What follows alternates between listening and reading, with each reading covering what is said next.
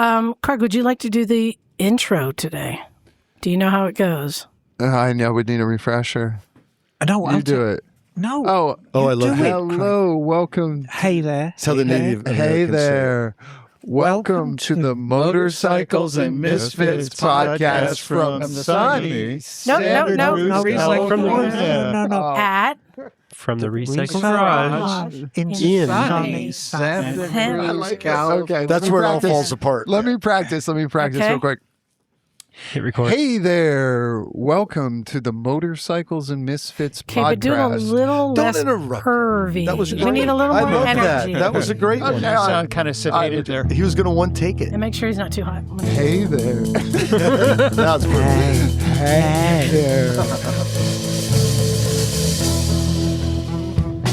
Hey there. Welcome to the Motorcycles and Misfits podcast from the Recycle Garage from here in sunny Santa Cruz, California. Welcome, everybody. Hello. Thank you, Craig. Well Good done. job. I think you did terribly well. Excellent. Very, very good. Well, it's kind of like going back to the old days when we had a full room.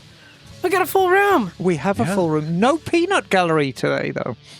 Well, what do you mean by that? Well, you remember back in the old days when we did it in the workshop, we'd fill up the front part and then have the peanut gallery in the peanut back. Oh, that's right. Once we ran out of microphones. Yeah, well, we don't have a shortage of microphones. Good thing. So let's get to who is here. First off, the gang is back together.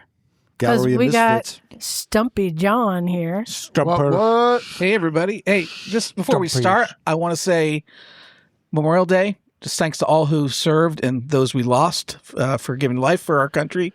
And yeah, thank you. Oh, when is that coming up? It's Memorial Day right now. Oh, I didn't get the memo. I thought it was tomorrow. Well, everyone. it's weekend, Okay. And this and this will be is released later today. And Fair enough. this is Liza gosh, you guys are so complicated. running the board tonight. It's Neil. Hey there, moto people. I just love it, right to the point. Joining us again, looking so classy, not just because she drove up in a Bentley, but because she just is. It's Miss Emma. Hello, darlings. It's simply lovely to be back. Last week I was doing the DGR. Yeah. Yes, how about that? You and a special guest. Oh, yes. Joining you on the Classy Girl couch, because we got to equal it out. It's Craigzilla. Hey, team. Well, hey. Okay. Going around the room. Joining us, you've been here a few times, right? I have not. This is my first time. Oh my gosh, first at time. the podcast He's a on virgin. the Recycle Garage. Well, welcome, Chris. Yep, this is Chris from PMT, and glad to be here and talk up some motorcycle PMT? stuff. Please, more Pacific tiramisu. motorcycle training. Yes. What was, please, more what? Tiramisu. Oh, yeah. Oh, Like, that okay, good. well, That good. hard I agree with Hard to that. Please, argue with that. more training. I don't know. And looking absolutely bodacious today. It's Scotty. Hello. I'm so glad to be here with y'all. I mean, don't you think that's a good word to describe Bodacious is Scotty? a great word. It sounds, Booted. it sounds very booby. Booted and bodacious. Well, it is a well-fitting shirt. Well, thank you. Yes. And always with a drink in hand, ready to party. It's Naked Jim. Word to your moms, I've come to drop bombs. Yes, you have. Yes. And joining us for the first time with that deer in the headlights look of, oh gosh, what have I walked into? It's Adrian. I'm excited to be here. Glad to have you. I don't even know where you came from. You just showed up today. How did you come to be here today? I just moved back to Santa Cruz, born and raised, and I live right next to Santa Cruz High, so you guys are right next door. Nice. What are you riding today? My Suzuki V-Strom But it's not a wee Strom, it's a big Strom, isn't it? sure is. DL1000. Very nice bike. Would you like some candy? I know nothing about Thank you. those. Zero. We're still working down the stock of the little Hey, hand over some dick candy. some dick candy. You only have about 26 cases left. Exactly. And then, of course, we can't forget everyone's favorite ginger. It's Bagel. Hey, greetings from The place of roses. Yes. How is sunny Velveeta this evening? It is rosy. It's a very nice, warm, sunny day, and spent the day in the Rose Garden in Eugene today, and I was just awash in beautiful smells of roses. It was amazing. Oh, very nice. Yeah, awesome. That sounds lovely. Days of wine perfect. and neuroses. Bagel is beaming from this. You are absolutely glowing right now. He's looking rosy. That is a natural rosy high. Hey, Bagel, are skyrockets in flight? I have not seen any. I saw a few planes, but no, I You want a get tap it. of afternoon delight? Yeah. That's why he's smiling so much. That's what I'm thinking. Well, we got a lot to discuss, but before we do, I want to talk about me and where I'm going. Just because this is it. This is my last day here for quite a while. We intend on renting your apartment. We haven't told you yet, but I think we're going to Airbnb your place for the next couple of months. That's probably not a bad idea.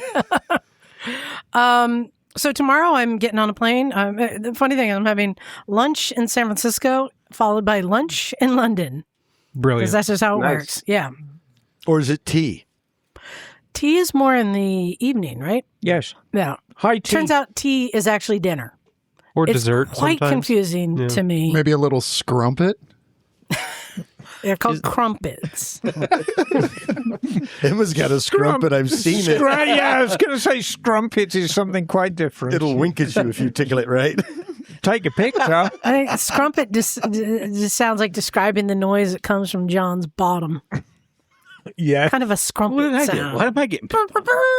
I know, right? John's just sitting God, there he gets minding to be his own bodacious. business. I'm just minding my own business, and I got scrumptious coming out my ass. Anyway, meanwhile, so you're yeah, off to London, Ian. Heading off to London and then going up to Liverpool to catch the ferry.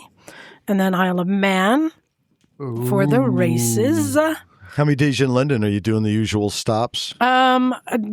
Just for I'm on the return. We're doing a tour of Wales. Cool. Yeah, Wales and England. We're doing all the things. The Triumph Factory, Stonehenge. And I wanted to give Who is we in your reference? I have a group of 7 of us traveling, Yeah. which is going to be a lot of fun. Oh, I thought that was Hey. the cat. There's an invader. It is a There you go. cat. It's an invasion of Oh, cats. hello. Psychic. Well, we're going to have to Psychic. figure out how to fit. There's an empty mic, so if you can, you guys might need to scoot and put a mic in there. So, Liza, are you going to catch the ferry in Liverpool? Yes. I have a recommendation for a bar. Oh. It's my favorite bar in Liverpool. Ye Old Hole in the Wall. In Liverpool. In I'll Liverpool. tell you, I'm going to the Cavern Club. You must stop in to the Ye Old Hole in the Wall. It's down this very Is it obscure like- alley. It's hard to find, but it's incredible. Is it like a glory hole? That's all I can think of when you say that. There's no glory holes, but I just highly recommend it. It's like the diviest of all dive Liverpool bars, and So, and I wanted to give a quick shout out to the Triumph Factory. Yes. They're very nice because I didn't get my tickets for the factory tour in time, and I reached out to them, and they created a special tour just for my group. Yeah. Amazing. They're very cool like that.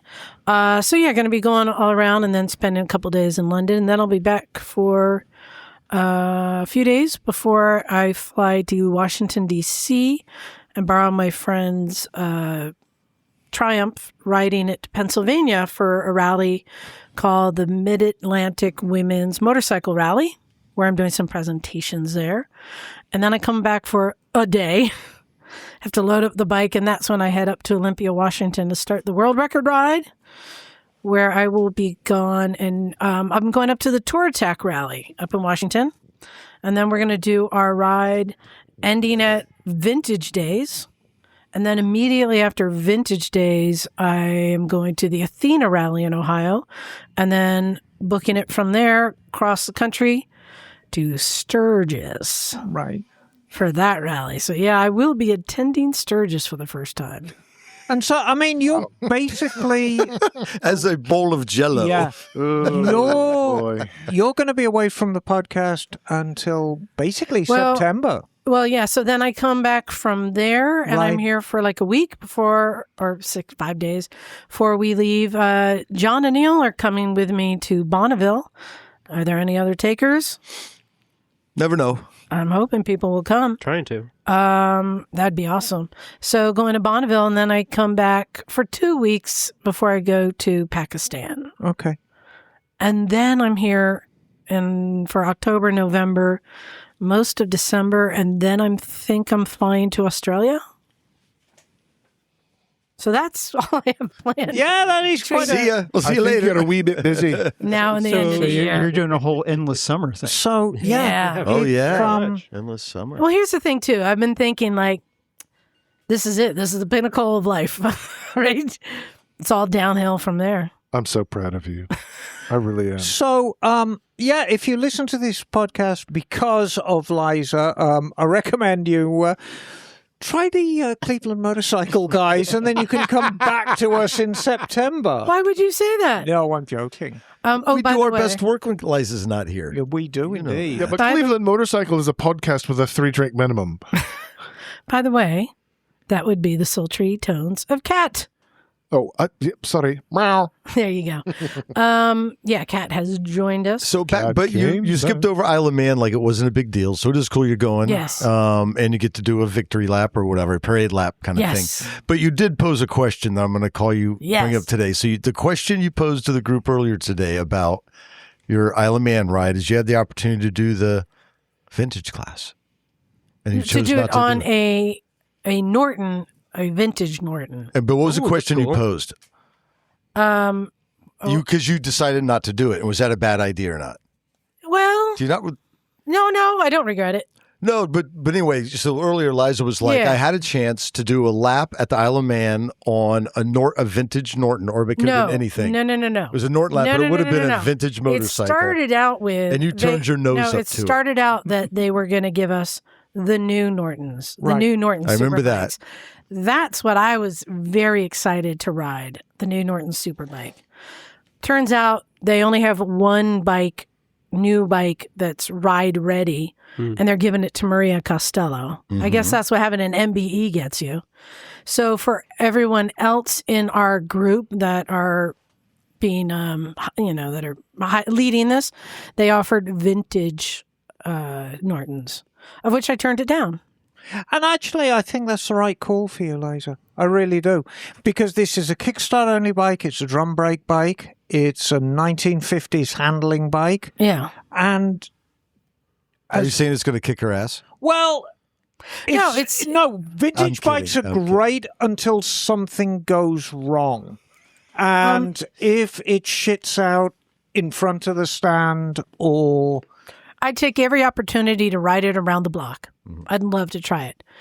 Put me in front of, 1,000 people riding on the course. I'd rather just have the good old Yamaha that I know will go around the track, no problem. All right. I was ready to just hop on that Manx, the Norton Manx that they created. Oh, that was so sexy. Right. So that was the difference when it turned to a Right. vintage that would be a left foot brake, a upside down shift, possibly an old race bike that I'm folding like accordion. I'm like, no, don't worry about it.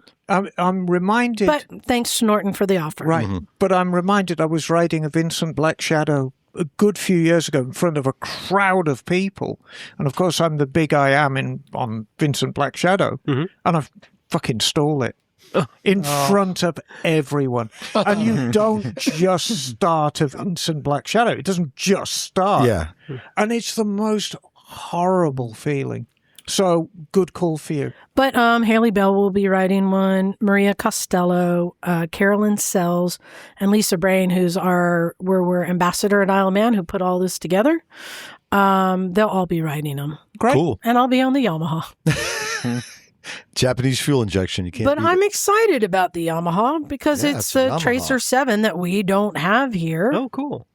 yeah. No, it'd be cool. Great way to get around. And what a cool engine, right? Mm-hmm. So in the meantime, leaving the garage to all the fine people around me to make sure it runs. I'm leaving Jim in charge of my mom. Yes. She already, I am pulling the yeoman's duty, she but already happily. called me today to say if it's okay to call you if she finds any rodents in her house. Yes. There was I a- said yes. She can always call me for anything. Yeah, there was a conversation involving a dead rat. I just found 3 dead rats in my truck 2 days ago. Ooh. It was not fun. Not too loud, then everybody will want one. I'm not commenting on that. Brer rat. Brer rat. But just to let the listeners know what to expect, for the next few months, we're going to have a combination of some of my favorite episodes that I've re-edited and remastered and playing those again. Like the first time Craig Vetter was here, where we were recording out in the garage with poor sound. I re-edited that, remastered it. So some of my favorite old ones, or even there was one with, did I already do the Jocelyn Snow where I played the episode before she went to the GS Trophy and the episode after?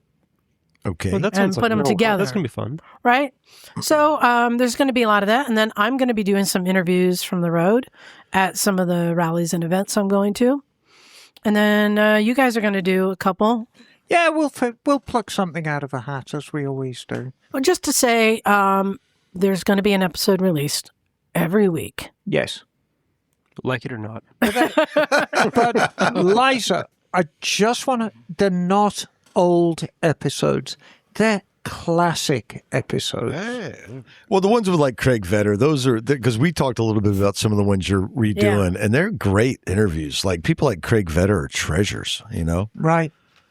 And it's very nostalgic because it's Craig as he was. Yes. So it's historic in that case. And I mean, of course, you know, the interviews we did of people who are no longer with us, like Wes Coley. Did you ever get Clement Salvadori? No, we never got Clement. Oh, that's a bummer. I mean, he just died. And I have the list here. Would you like to know what to expect? Yes. Next week, I'm playing the Carolyn Sells interview, Isle of Man, the one who I will be riding next to. And then the following week, just to keep the theme going, I pulled some of the Yuri episodes. You know what's funny about that? I don't know if you pulled this one. You were talking about having like a mechanical issue in front of a crowd. Yeah. I don't know if you remember. Oh, Yuri, when he was at the starting line. Yuri on his one and only supermoto at the Yeah. starting line. Maybe save it for the podcast, but his bike stalled and he had to kick it. And I think he kicked it for like over a minute and it wouldn't start. And then it finally started. Anyway, that was a good pod. The Yuri Isle of Man podcast is great. Yeah, and then I did the Wayne Rainey episode. Right. Around the time that Moto America is going to be here. And we recorded that in Moto Talbot. Moto Talbot, We which did is indeed. no more. You were chatting with Mr. Talbot earlier. I Emma. was talking to eavesdropping. Rob about half an hour ago. Yes. And and this one you'll like this, Emma. I did a combo, 2 interviews together of Aaron Sills and Stacy. Remember who we interviewed? Who did the first person we interviewed who did Bonneville Right. down in L.A. Yes. So I did those 2, put them back together, Triple fight. and that's going to be Triple nickel. and that's going to Stacey be London, yeah. in August, right before we go to Bonneville. Right. So they're all tied in, and then I brought back the old first Elsbeth episode. Remember us sitting in the garage interviewing her? Uh-huh. Yeah, who I'm going to be visiting while I'm over there. Wasn't she doing book signings too? And she was here. Yeah, At least yeah, one when she time. was here, yeah. But so there's some of my favorite episodes, but they're also all related to kind of where I am, what I'm doing, or what's going on at the same time. So I think that'll be a good episodes to revisit. But since we are all here today, I wanted to get to our topic because Craig reached out to me about talking about classes, why you should take classes. And Craig and Chris from Pacific Motorcycle Training, who's like, you guys are like an empire now. Didn't you start out with just like 2 schools? Yep. How many do you have now? 7, Yeah. Oh my word! How many motorcycles do you have? I was blown away. 110. That's crazy. You might have as Yeah. many as Phil now. Pretty excited. We just picked up some brand new KTMs for our intermediate course from Gilroy. Oh, right. I didn't even know the that Cycle 250s Center. existed. I didn't know they did either. I was just checking my email, and I'm on the Gilroy's email list, and I got a steal of a deal from them, and we're trying to make our intermediate course really spectacular. So, I mean, these little KTMs, they're very sporty. I think the students are going to love them. You said it's a 250. What model is it? 250. Duke. Oh, a Duke 250. So they had the 200, which I personally thought was just too small for U.S. riding, but it seems like the 250 might be just enough, right? These guys have ABS brakes standard, so that's really cool. So this will be the best braking. I mean, the fuel injection, everything that makes it just nice and modern to ride. We've got a lot of different training bikes, but this is, we're kind of getting the cream of the crop now, so that's really good. Can I just jump in before we get down and dirty with the training and give a shout out to Greg at Gilroy? Yeah. Oh, Greg's the best. Greg's the best. I went actually to see him yesterday, and whenever I go down there, I've got a wholesale account with them. All my genuine parts come from Gilroy, and I always make a point of going to see him and just have a chat with him and find out. And it's such a peculiar economy, and we both agreed the same thing. This is not a bad economy. It's not a good economy. It's just a very strange economy. It's true. But the thing is with Greg, he knows he's a lifeline, not just for his employees, for me and shops like me, for you guys. He has been. I mean, he really is. He's pretty much, last man on the spot around here, and he knows it. And he takes that role very, very seriously. So, Greg Bum, you are a star, mate. Thank you. Yeah, big shout out to Greg. Big shout out to Greg. Good guy. Greg, just to give you a little bit more background, that Greg had given us 19 motorcycles just about a year and a half ago. They were on loan and everything. I'm sure he just wanted us to see. I remember them well. Yeah, I mean, they were just amazing. There's more story there, but I will say that was really for the Monterey Bay. That just made our program exceptional.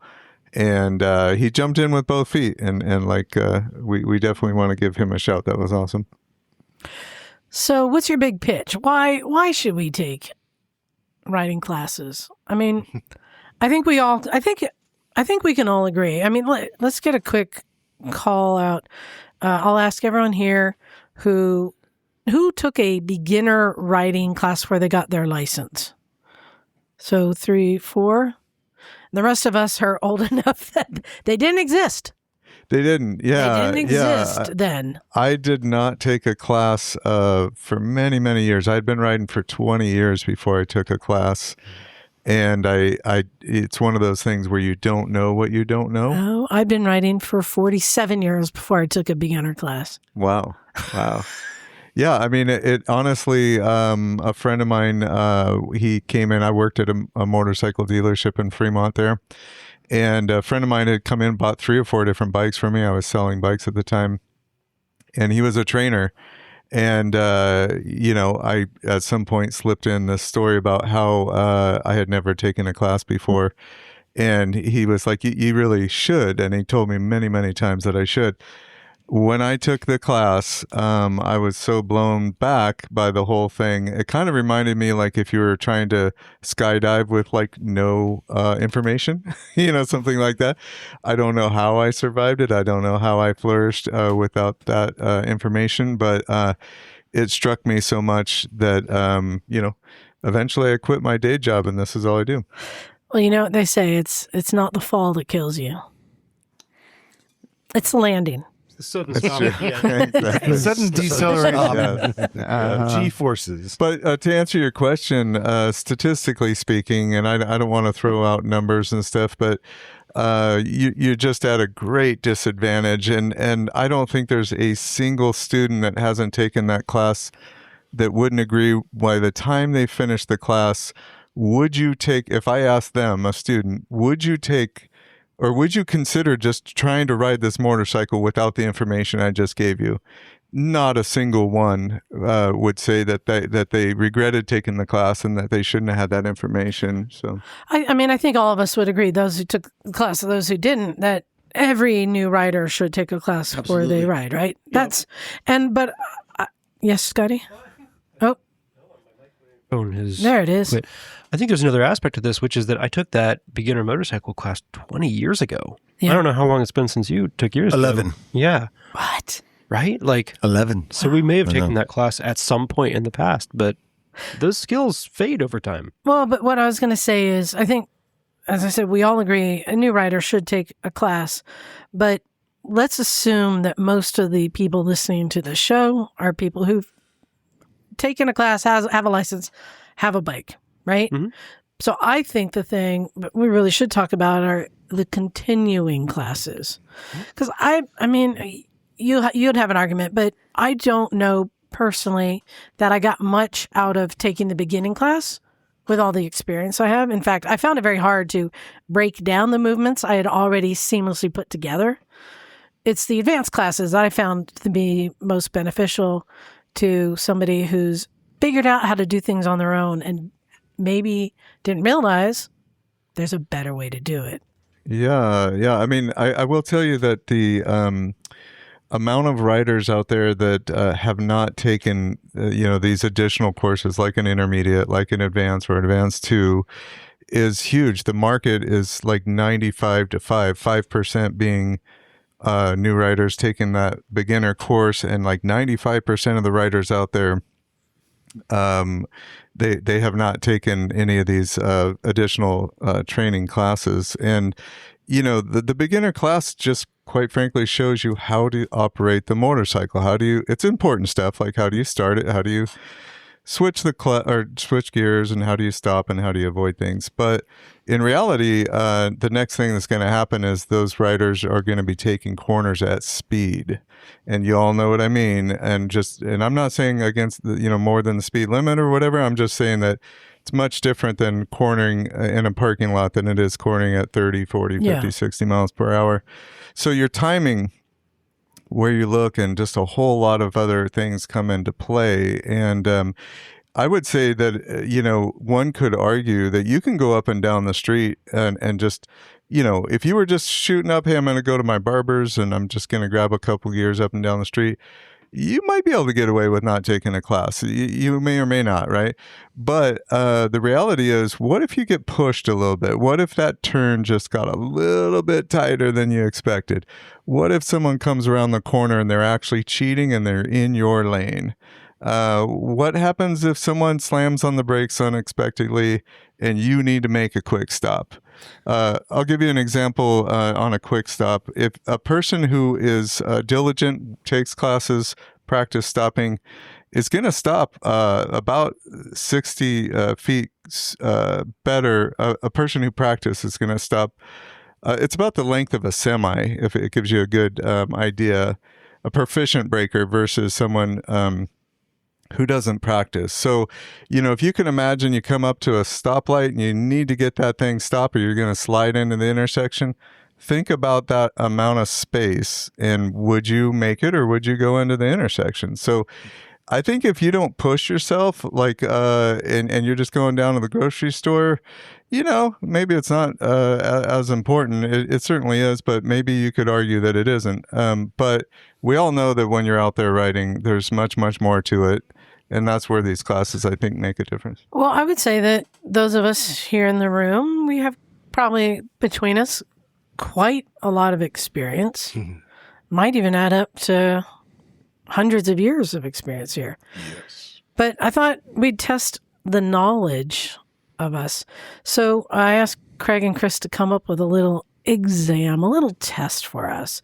So, Craig, let me ask you, what's the best way to do this? Do you want to ask it to the room or do you want to pick one person for each one? Choose a victim. What about teams? Ooh. Teams is always good. Teams is cool. You're just wanting help. Can I be on your No, team, that's not Jim? it. It's more fun.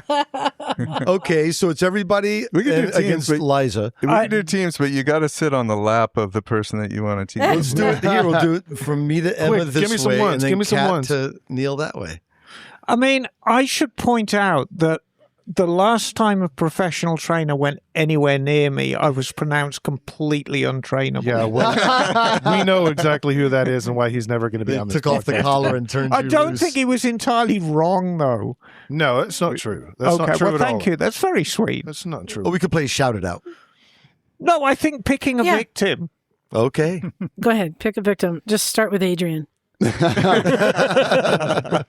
Adrian's like, wait a second, I thought I didn't have Deer any in headlights. questions. All right. Well, we can open it up to the group, and then if someone wants to, they can be victimized. Part two. Well, the first question on today's quiz is, how do you trail break, and what are the benefits? Go ahead, Adrian.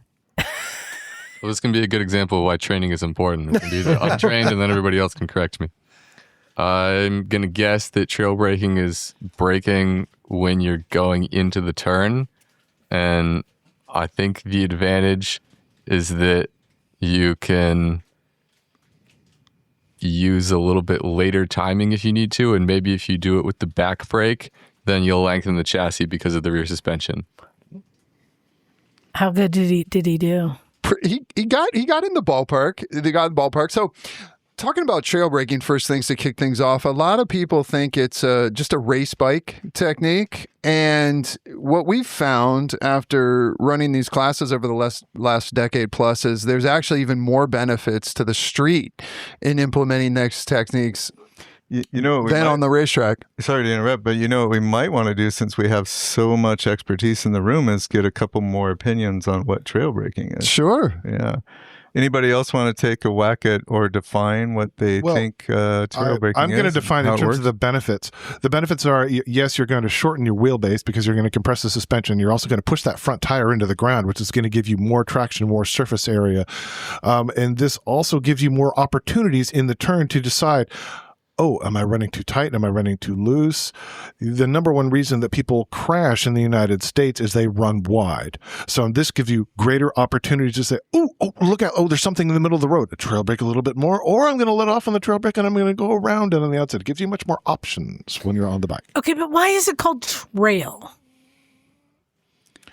What does trail mean? I can take a crack. Go ahead. I'll make a guess. Yeah. Take a guess. Does it increase the trail because you're steepening the front end of the bike?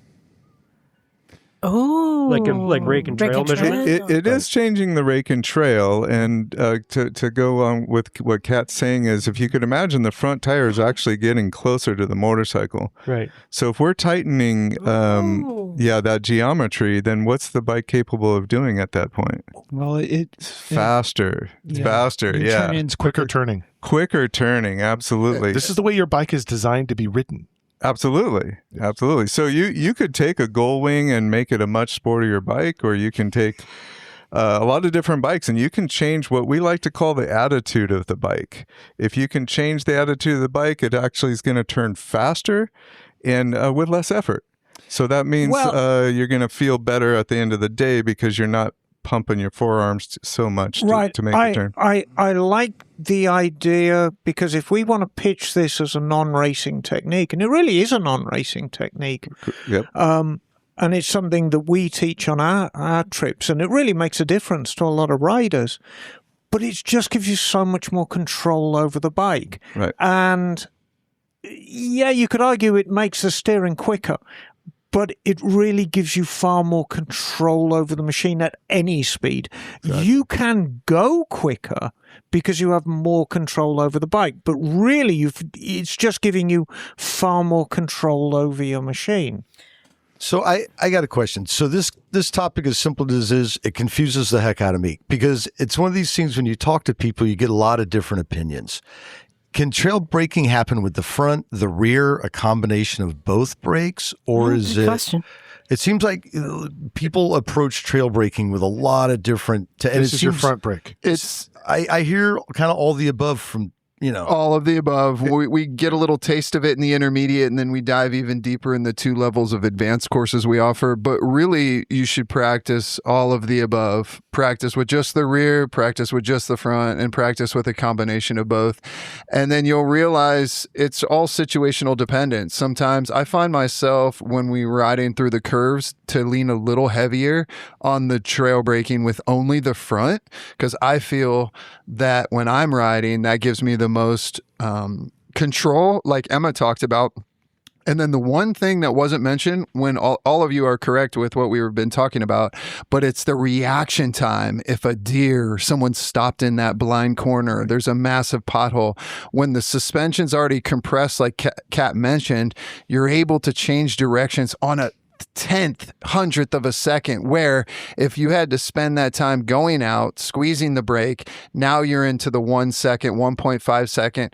And that distance, depending on how much speed you're traveling, could be the difference in running to an obstacle or avoiding it. And so I'm going to throw a wrench in the works, and I'm going to say, if you want to truly trail brake, do true trail braking, you cannot do it with one or the other brake. It always involves both brakes, front and rear, and it's just the ratio that changes. It is conceivable that you're running 5 laps in, or you're having a hot day, and your front brake starts to fade. So that means you've got to use some more engine braking, get on the rear brake, and get that front end planted a little bit more as you wait for your fluid to cool off and your brakes to cool off. But ideally, it is a front brake thing. Okay, this is interesting because it's perspectives. Kat's coming from a track perspective, which totally makes sense. I'm coming from a riding the curves perspectives in the heat. Yeah, but you're saying But if you want to plant that suspension, you want to plant the rear as well, so it's not jumping around. And the only way you're going to plant the rear, especially if you're braking hard on the front, I'm not saying don't brake hard on the front. You do all the things. You brake hard on the front. You get that front tire mashed into the road. You get a big contact patch. You get the maximum grip. But you don't want the back end to be jumping around all over the place. So you're honking on the rear brake and getting that back suspension settled as well. And you get the back suspension settled, the front suspension planted, and you've just got so much control through the corners. Because I'm thinking of the riding we do here, like what Craig, you and Chris did today, like Gazos Creek, Pescadero, because you don't really remember all the curves, and you're like, there's a lot of curves. You want to be riding smooth, so you're kind of using both brakes when you're kind of maybe not sure. And what Emma's talking about is especially apparent at the ultra higher speeds. Like that makes a lot of sense using both of them. But when you're going pedestrian speeds, you don't have to always trail brake with both. Although I would recommend practicing, because maybe you would feel comfortable to. Okay. And really, we introduce all of them, and it's kind of choose your own adventure. What works for you? There's no one way. Right. It's control your bike. It distills back to the same thing. Just giving you as much control as possible. And last question. Sorry, stupid questions, but the concept is be on the brakes progressively, and when you're not on the brakes, you're back on the throttle.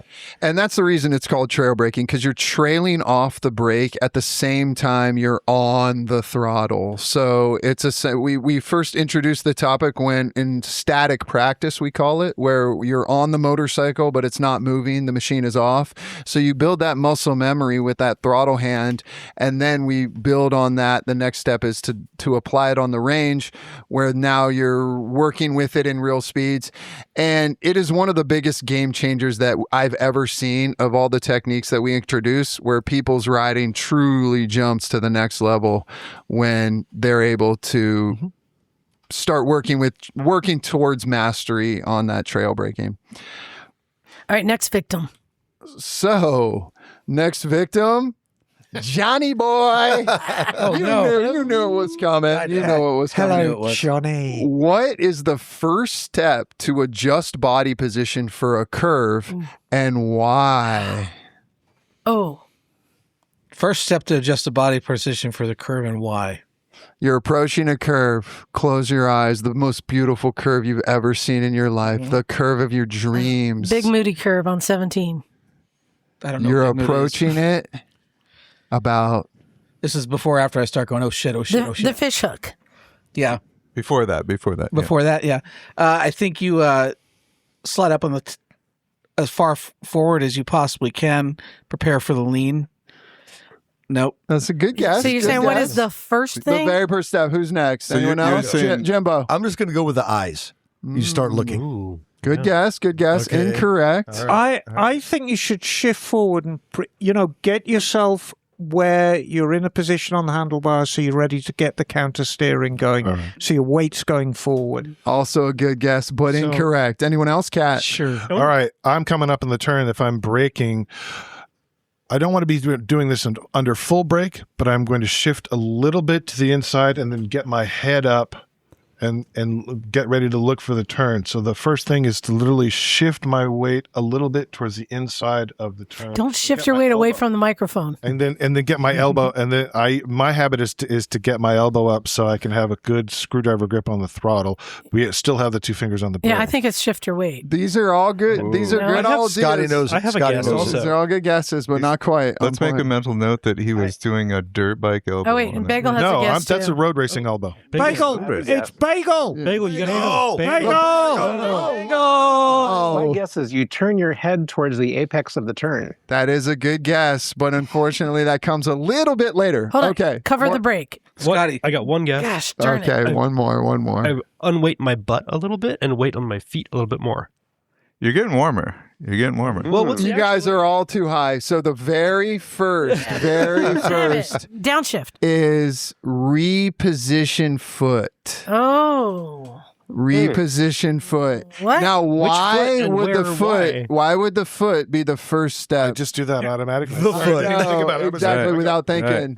You're To exactly weight the right. peg, Keep you in mean? mind that we're teaching people this new strategy on how to do this. So you might do it out of just what you do, what you've been doing for years. But we have No, a Troy 10-step Corser taught me process. this. Troy Wait. Corser. Troy Corser taught me this. Do you still weight the peg on a scooter?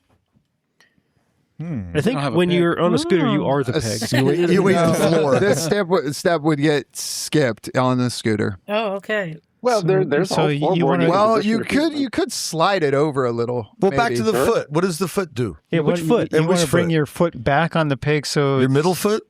you're not. It's not sticking out. So in case it catches on something in the corner. Exactly, and that's one of the Ding, one ding, of the ding, ding. one of the benefits, and then the other benefit is it opens up your inside leg so you're able to do the other 9 steps of the proper cornering technique. So it's the foundation to set yourself up for the 10 steps. 9 steps? Can you The explain? 10 Commandments. Can you explain that thing that Neil just said again? When you reposition your foot and get up on the balls of your foot, it's going to set you, and we don't have to go through all 10 steps now. We talk about that in much more in depth. There's a whole chapter on that in the advanced course. But essentially, it gets the foot on the ball of the foot, opening up your hip and your knee to the inside so you're able to rotate your torso and do the whole proper cornering technique so you have beautiful lines every time. It's a science. This one, there's no opinion. Well, I like to do that because also it allows me to press in with the shanks of my boots to hang on to the middle of the bike so I don't slide forward while I'm braking. Gives you more control. We have a question from the cheap seats. If I'm moving my right foot back, is that for a turn where I'm not using the back brake to trail brake? We're talking about your inside. So are you are you turning to the right or are you turning to the left? I'm assuming this would be a right turn because I'm moving my inside foot back, but correct me if it would be the other way. So you would have already slowed. Like this is as you're entering the turn. So you could brake, but yes, if you're leaving it out on the balls of your foot, you would not be trail braking with the rear. Okay, I'd like to lodge a complaint. I'm ADD. I can only handle 3 things on my list. Two of Can we which are shorten pictures. it? I was Shorten it to 3 questions? No, the list. You said there's 9 things to do the turn. Yeah, I'm only going to get through 3 of them. We're before not going to go through all 10 distracted. steps. We'll go through that in the class when you guys all come take I it. do want to address that for just a second because when I first was introduced to this, I was like, "There's no way I'm going to be able to remember 10 things before I go in a corner, and I will crash and die." So the thing of it is that ARC1, we show you, introduce you how to do this. You work on it, then you come back 6 months or years for ARC2. The thing of it is, by the time you get to ARC2, you are going to be. This is a change in the way you ride, and you will own it. And it won't be 10 steps anymore. It will just be the way you ride because you're going to go through it. We break it down for you, but once you try it and you get good at it and stuff, it won't be 10 steps anymore. It just will be the way you ride from now on. Is one of the steps having a little cry? I shed a little tear. Or making a soft bleating noise in your helmet. Possum noise. No, in fairness, it took me 2 full tours of playing with the foot. I do outside foot forward, inside foot back. It took me full 2 tours every turn. Back and forth to finally get that down. It's a dance move. No, you're exactly It right. just Building becomes that, part of you. Yeah. building And- that muscle memory. You do the hokey pokey and you turn around. That's right. That's what it's all about. All right. And then you throttle next out. victim. All right, next victim. We'll go with Neil on this one. All right. Can you upshift a bike without using the clutch and without using a quick shifter? Absolutely. All you got to do is chop the throttle momentarily, and apply some pressure, and boop, up you go. Yeah, that's exactly right. We call it That's speed right. shifting, and we dive into that in the advanced level 2. It's an eye-opening experience for all of you listeners out there who haven't got a little taste of speed shifting, because many riders think, oh, I don't have a quick shifter, I can't do or emulate that technique, but in fact, you can. I had Lose your no clutch. idea This there was is a how you term get for home. that. Well, I mean, it's Yeah. not exactly the same because with a quick shifter, you just keep the throttle wide and just row up and down through the gears. And get a But speeding ticket. You've got to blip the throttle. You It can does take some technique. You are correct. It is You not a can- computer. downshift with the same technique as well. Yeah, sure. That's going to be a little harder on. Well, it's a little harder on components, but if you balance You might blow revs it. It is and possible. downshifting, oh, it's more than possible. It's probable, darling. Yeah. Good answer, Neil. All right. Well, some bikes give you a little bit of help. Since we talked about the V-Strom, the V-Strom has a gizmo. It has a second set of butterflies that detects when you shift gears, and it closes them momentarily. And it actually helps you do an upshift more smoothly. It's a bit of Suzuki trickery there. It sounds like it's still giving you butterflies. Yeah. It is. I like how you threw Magic. 2 shockers right there. Yeah, no, Gixxers have the same system as well. Yeah. And the motors go bad in the second one. It's like, oh, shit. We were talking in the garage about like my Niken has the speed shifter or the quick shift. So you don't need to use clutch at all. Just shift. When I was trying out the FJ09, which is the same engine, but it's not the GT, I was like, oh, I wonder if it has it. And I have to roll off the throttle to be able to shift up without the clutch, Exactly. which I can do it. It's just not as instantaneous as the quick shift. Yeah, I'll tell you, my true. Gixxer's got the quick shift, and by the time you're shifting out of third, you're doing felony speed because it's addictive. Like Emma said, Yeah. you pin it, y'all, and you're like, oh my god, Yeah. 135. Yeah. Mm-hmm. It is cool. Yeah, but the new bikes are a modern marvel that you can even shift that easily at all. Craig's Ducati, I was listening all day today. It was music. That thing is wicked. Oh, my God. Yeah, that is a wicked bike. Very impressive All Ducati right. quick shifter on the new ones. Next victim. All right. How about Scotty? Uh-oh. Why do riders turn in early, and why does it matter? Tell me You got to why. be rested. Riders turning Are you early. need to be You mean nice and- too early? Too Too soon? early. Why is it a common theme among motorcyclists approaching a curve that more often than not in novice Oh, riders, even riders who have been riding 50 years, we see it all the time. Why are they turning in early to a curve, and why does it matter? I think there's a lot. Like, this is a bad habit, right? This is not something we want to do. We don't want to do it. Okay. This is a Definitely big don't want to do subject. it. Yeah, I think there's a few things. Going too fast for the corner, not apexing late enough. I think going too fast probably is one of the bigger ones. that would be the opposite. Yeah, I don't know. Ooh, Maybe misunderstanding how the Maybe corner. we could put it out to the group. What do you guys Okay, think? I'd like to try this. Too soon. There's a couple things I can think of. One, not understanding where the apex is, which, and for me personally, I tend to be aware that I drop in too early because it depends on if it's a left turn. I'm running out of road, and I'm like, I'm running out of road. I want to get back to the center. Exactly. You pretty much got there. And one of the biggest reasons is fear. Their fear, you might have a cliff, you might have a rock, you might have a boulder, but when you embrace that fear, you can think to yourself, the cave I fear to enter holds the treasures I seek. So when you Wow. Isn't that Jim's pickup line?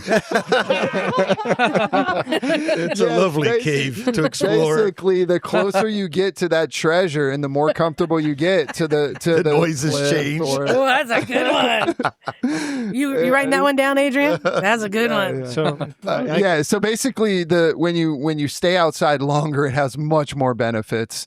And what are those benefits? Why does it matter not to? Why do you not want to? Wait. Did you say if you stay outside longer, Yeah. is far more benefits? To not. Is that like, are you talking about foreplay? Yes. Sorry.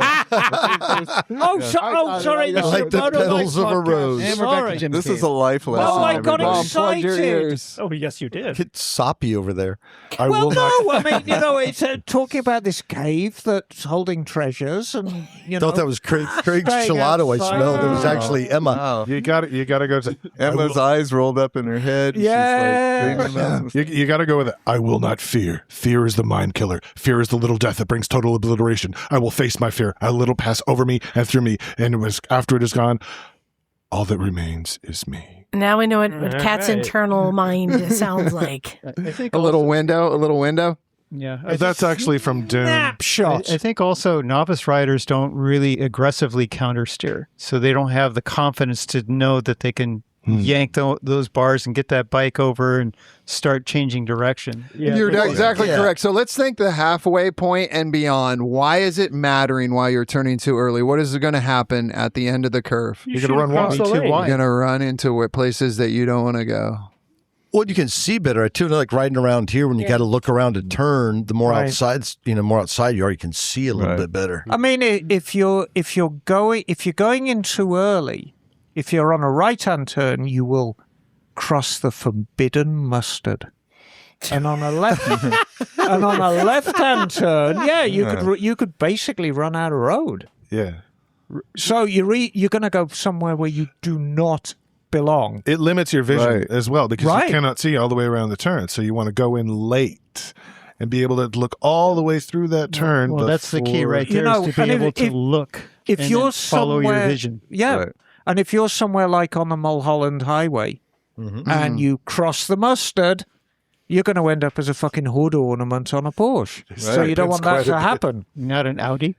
If you guys have ever seen some of those riders in LA, there's one of those videos where they just hit this one turn, and I guess yeah. they film it all the time because there's Yeah. just people going down left and right on this particular. Yes. Do you guys know what road that is? Yes, yes, I Yeah. do. I've been there multiple times. what is There's that? literally it's on Mulholland. Is it by the rock It's- shop? It's past the just- rock store. Just up from the rock Yeah, store. it's just up from the rock store. There's a photographer that sits there all the What's time. his name? I And forget. catches tons of people doing Yeah. stupid And shit. so you watch these videos, and I analyze them all the time. Oh, It's yeah. like you and the could have highway fixed patrol that is with there one ready class. to clean up the mess Yeah. every day. The ones that I love are the. companies know him as Mr. Evidence. I love the baggers and the yard sales. Oh, It yeah. just happened. Oh, Like, yeah. what were you thinking?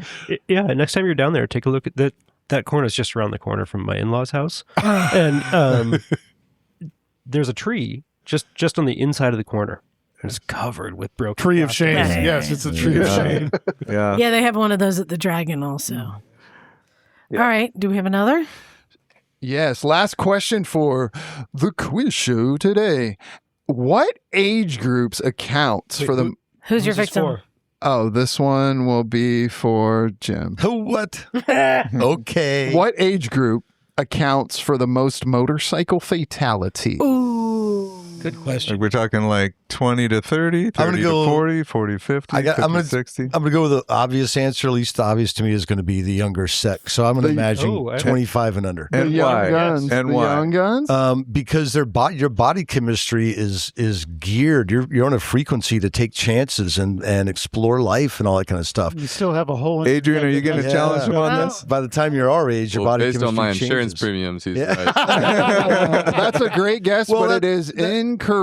Oh, I'm okay. Anybody want to take another shot? Liza? This we're talking about in America. Yes. I'm going to guess that it's people on certain bikes that cost over $30,000 that are much You see at larger, Starbucks all the time. heavier bikes. It makes 70 horsepower. Starts with a B. No, well, I was but I was thinking really the 50 plus 50 age to group 60. because they're more likely to be on the larger touring bikes that aren't as nimble. Indeed, it is the over 50 plus, but it might not be why you think it is. Is it because they're coming back to riding? Exactly. That's the Neil, biggest Neil, contributor. ding, ding, ding. Ring, ding, ding, ding. I don't want I to used to get one ride of those dirt when I was- light, nimble bikes, So- because they're too sporty and I might hurt myself. I'm going to get myself a big, heavy biker. Well, and I think also that, Exactly. you 20 years ago, you had a 125 because that's all you could afford. And now you're buying this $50,000 bike and you forgot that it's 800 pounds now and it's actually 3 times as powerful.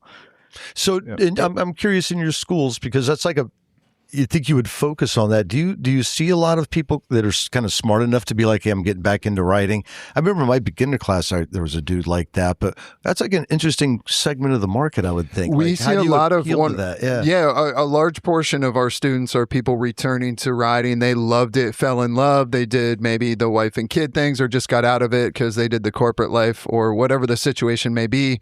They're returning. They're realizing life is too short to not be on 2 wheels. So then they come see us, take some intermediate and advanced classes so they can continue their lifelong motorcycling career that they picked up right where they left off.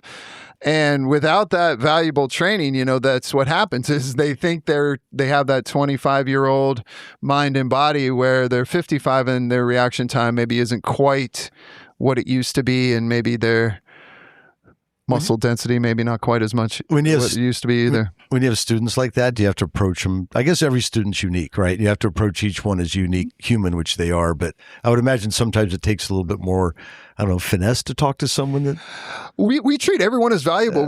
Everyone's experience and everyone brings different things to the table. That's what makes our business so incredible to be in. Is you'll get so many different demographics, people from other countries, so many different age groups, and really they're all there for the love of the game, the love of 2 wheels, love of motorcycles, and the love of education and learning and keeping that kind of open mind and open to possibilities. So,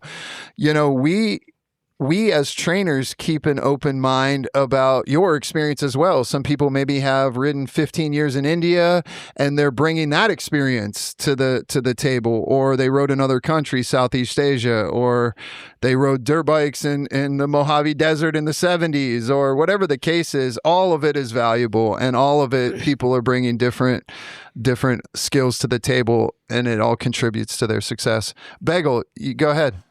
Yeah, well, a couple factors too that I wanted to mention that I think are relevant here is that, especially for people who've taken a break for a while, they may not realize how much their skills have regressed, from not riding for 10, 20 years or whatever.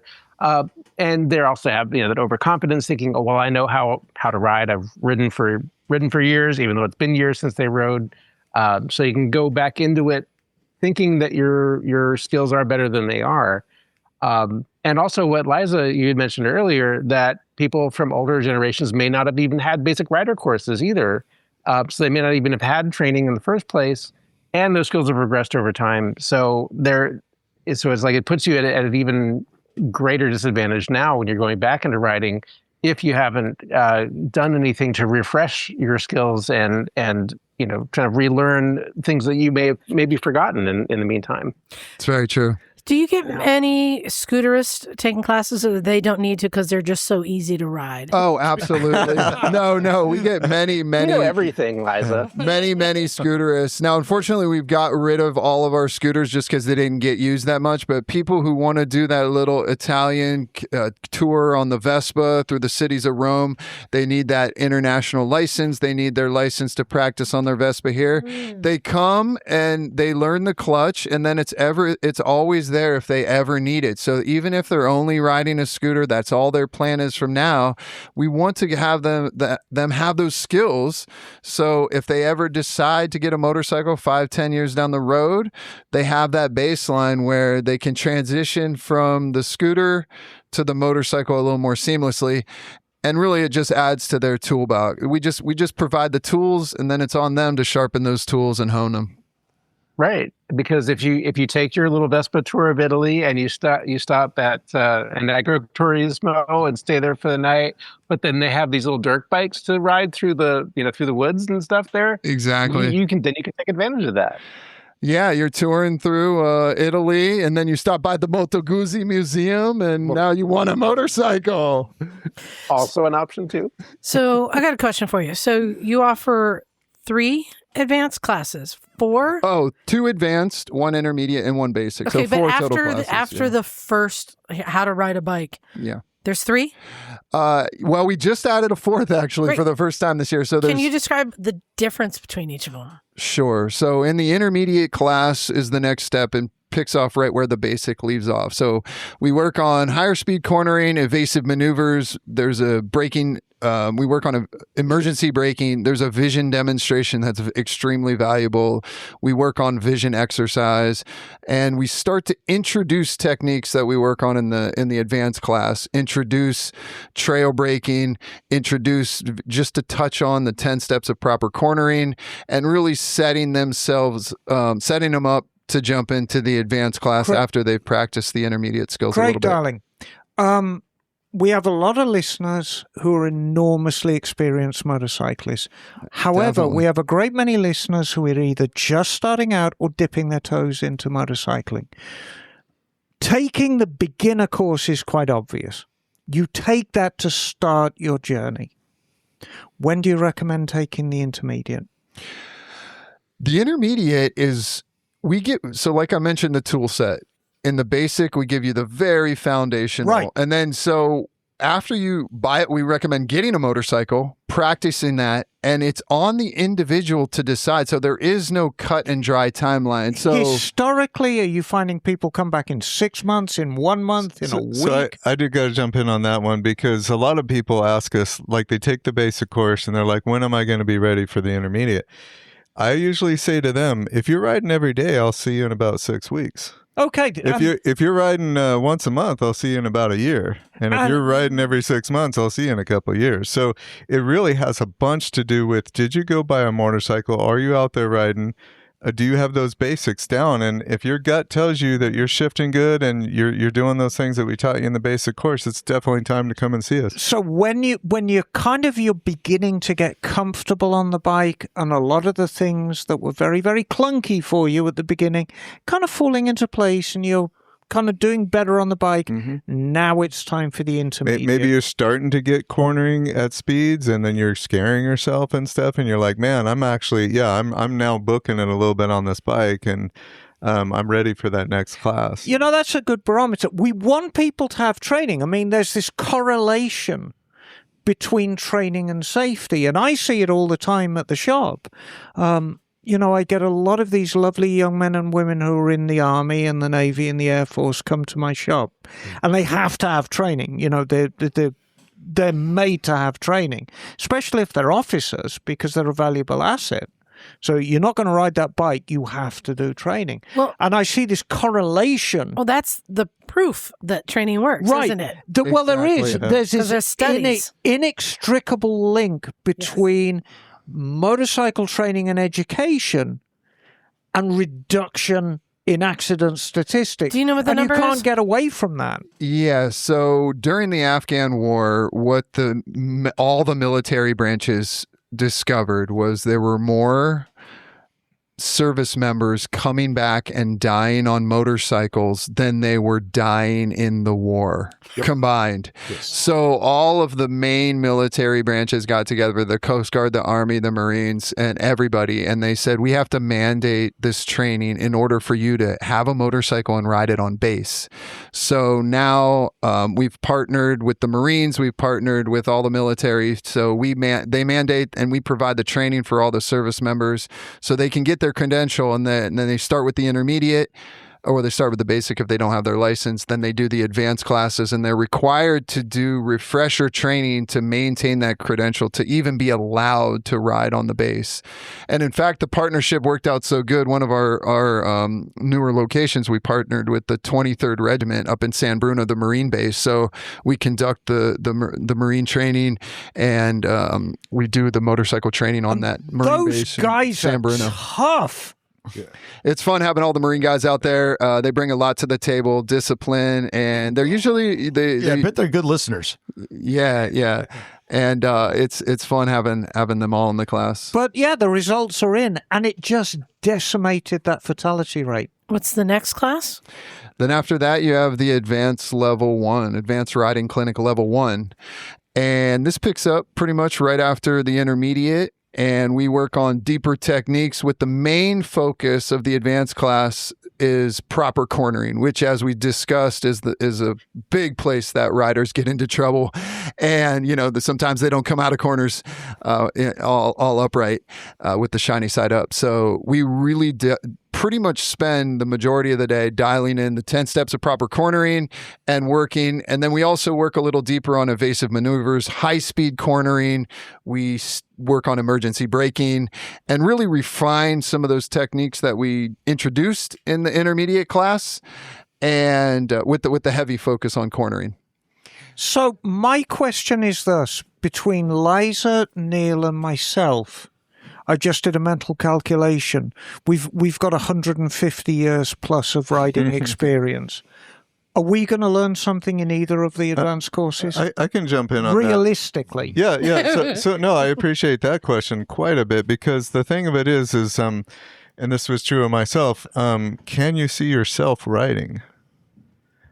Probably not. So what happens is when you are out in the parking lot and we can see what you're doing, we can then talk to you about what you're doing, right? So that's the key with these classes, is that you have professionals that know what to look for, see what those mistakes are, and can then in real time give you an adjustment. Now, once you've made that adjustment, you're going to own that adjustment, because the bike's going to feel right. And you're going to go do some laps at it. It's going to start coming together. Then you own it. Then you get to take it home with you, and you get to keep it. Because I think you've done some training, Liza, haven't you? Or have you? Yes, I took the classes. Whereas me and Neil, there was nothing. There was nothing. I learned that I'm a bad student. Right. I think you knew that a long time ago. Yeah, that's a surprise. But we come from the generation where there simply wasn't anything, and we've cobbled together skills that kind of serve us well. MSF came about in about 1982 or 3, as I recall, something like that, early 80s. Yep, Scotty, you have your hand up there. You've gone through a lot of things, and these intermediate, advanced 1, and advanced 2 things. Are these specific to Pacific motorcycle training, or is there like a larger It's a great question. thing? Because we have a lot of people around the world that would probably love to find this stuff, but don't have a plan to come take it here. Thank you for asking that. Yeah, this is all based on a book called Total Control, 2nd edition Lee Parks. by Lee Parks. Yeah, Yep. I know Lee. Yeah, exactly. And it's his curriculum. What can I say? It works. But anybody in the world can order that book. I will say that those ARCs, they're rare. They're mostly, in the United States and in California is where we're doing most of them. But Pennsylvania, Colorado, Texas. Now, I have seen pictures of Lee actually in Russia, in the Philippines, and a few other places. But right now that's not a worldwide, unless you just want to buy the book and work from there, or come. But the book can't watch you. It's true. It's true. You'd have to come see us. But there is definitely more than Pacific Motorcycle. It's a curriculum that's used all over the place. In fact, Craig and I got the opportunity to go to Pennsylvania and ride with instructors in Pennsylvania on the track with this curriculum. Pit race? Pit race, yes. Yeah. Bagel! Bagel. Wake up. What you got, Yeah. babe? Well, I wanted to touch on what you said, Emma. Is that for a lot of riders, you have years of experience, decades of experience riding, and that's valuable. You learn a lot through doing, through riding and building up experience. But there's also a limit. You're turned into a bad what robot. You can learn on your own. It really helps. Oh, sorry. Yeah, go ahead. It really helps. Can you hear me now? Yeah. Yes. Okay. So it really helps when you can have instructions that give you new information that you haven't had before, because you can only learn so much on your own. and you through your experiences, through the different types of riding that you do, there's a lot to learn. But you can also learn things that you wouldn't have found out on your own from other people. So having these kinds of intermediate and advanced courses are really helpful for building on top of what you already know. Through, even if you've had decades of experience riding, having formal instruction on top of that can only make that better. And I'm completely aware, in the defense of the gentleman who said I was untrainable, over the years, I have come up with some appalling habits. I think everybody in this room has ridden with me. And I'm quick. I'm plenty sweetie, quick. Stop it. You're plenty quick. Don't worry. I'll ride behind you, and we'll work on some stuff. But I have gotten some appalling habits over the years.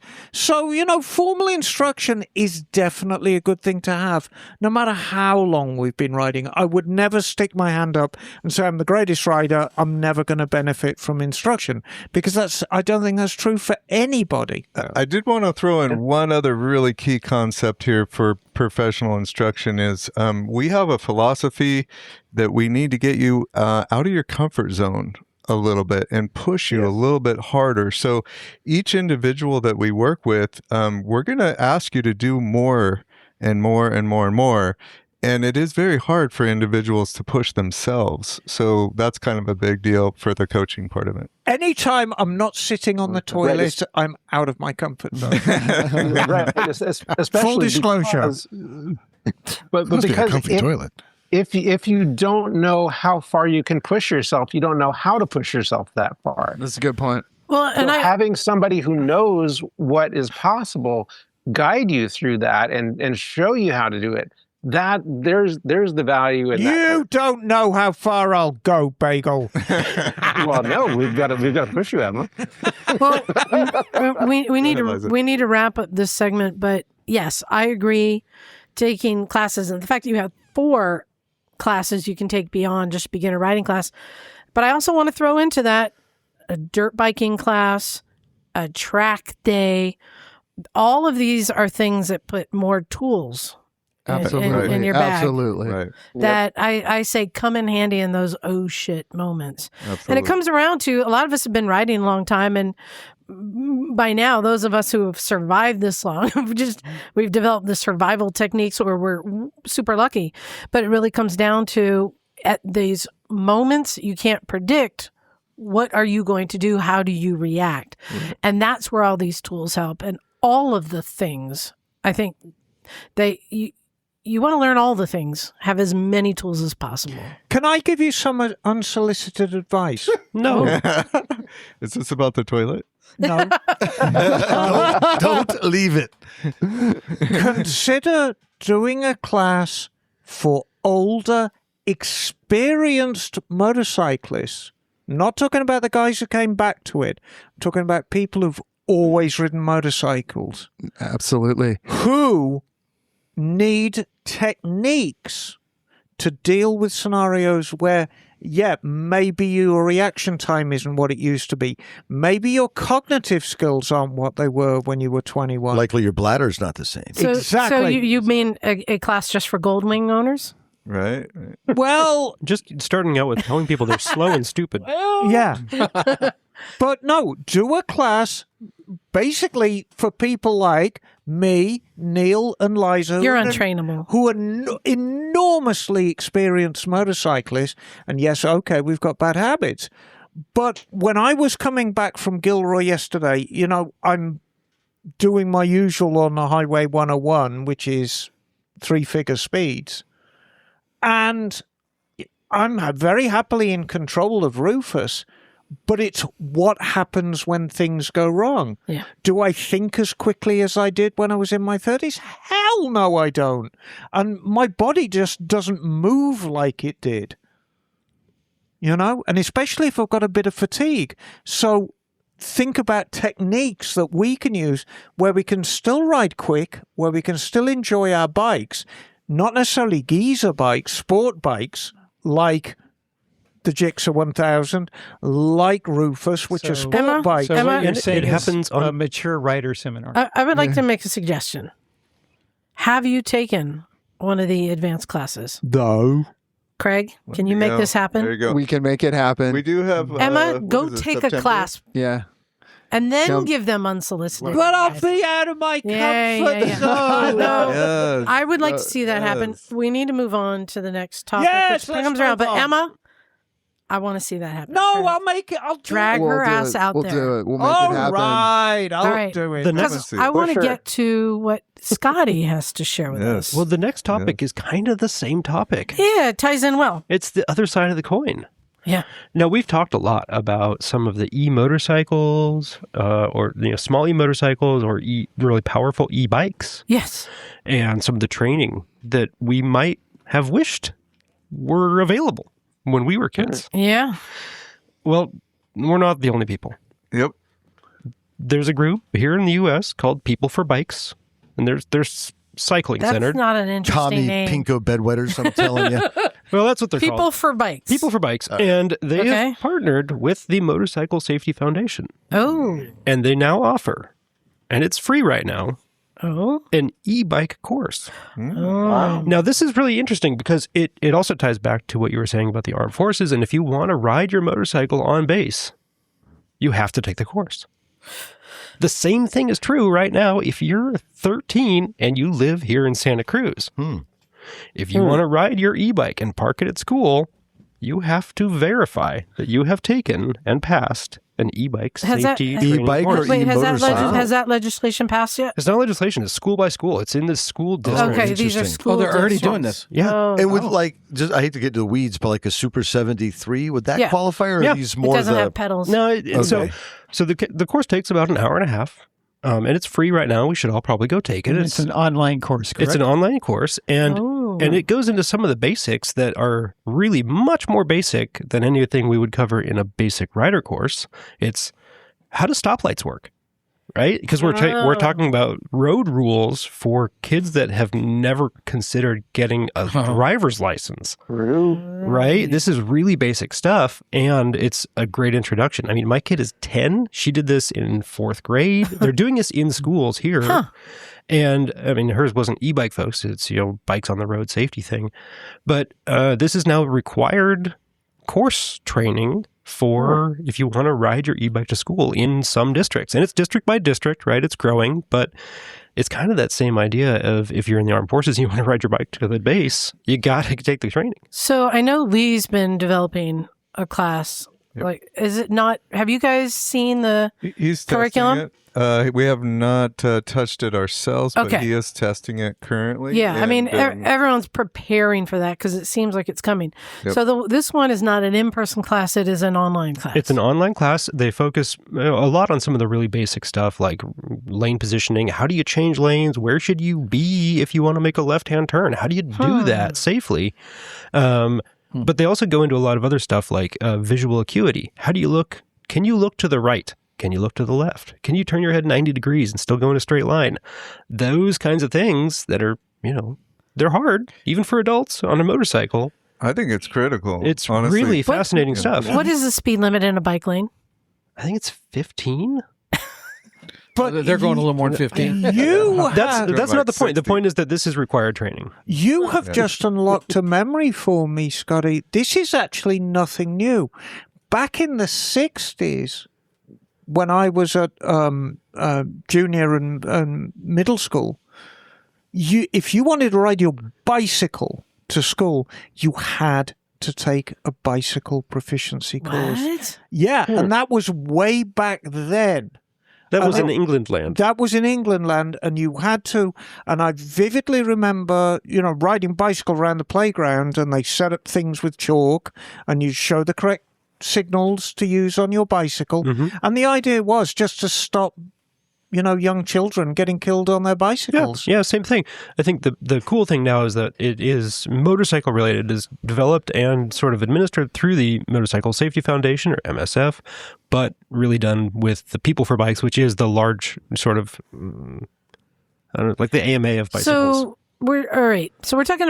A couple things are happening right now because legislation is looking at creating the rules around actual like power output, speed limits, ages, registration, certification, and all that. But it's different everywhere, and nothing. I don't think anything is set yet. There's a lot of it's not bills being harmonized. floated, right? Do you guys know at all It's about? a growing thing for sure. It's not. Yeah, there's all kinds of people trying to attack the same problem. It's a big problem. So let me ask the room. This is just an opinion. There's no right or wrong answer. One of the things I've seen coming up is what would be the age limit? What should be the age limit for these Limit or bikes, these e-bikes? you mean Okay, so which kind? or what years? How old should somebody be before they are required Minimum to age. test? Minimum age. Yeah, what's the minimum age? And we presume this is for on-road riding because dirt has no rules. Yes. Okay. Yeah, what do you guys think? 15. 15. 15. I would say like 12. I think for Maybe, a class yeah. 1 type that goes up to 20 mile an hour or whatever. Oh, I was thinking more of the Super 7s and the Surons. so that's but like a class 3. Yeah. So, okay. I'd say 16 for those. 15, 16 I'd for say the 3s. 16 for there's like a Super 73 or Surron, but For class 3. Adrian, you're closer to that age. What age do you think kids should be allowed if they are taking a class and whatever the legislation is setting? What do you think that cutoff date should be for age?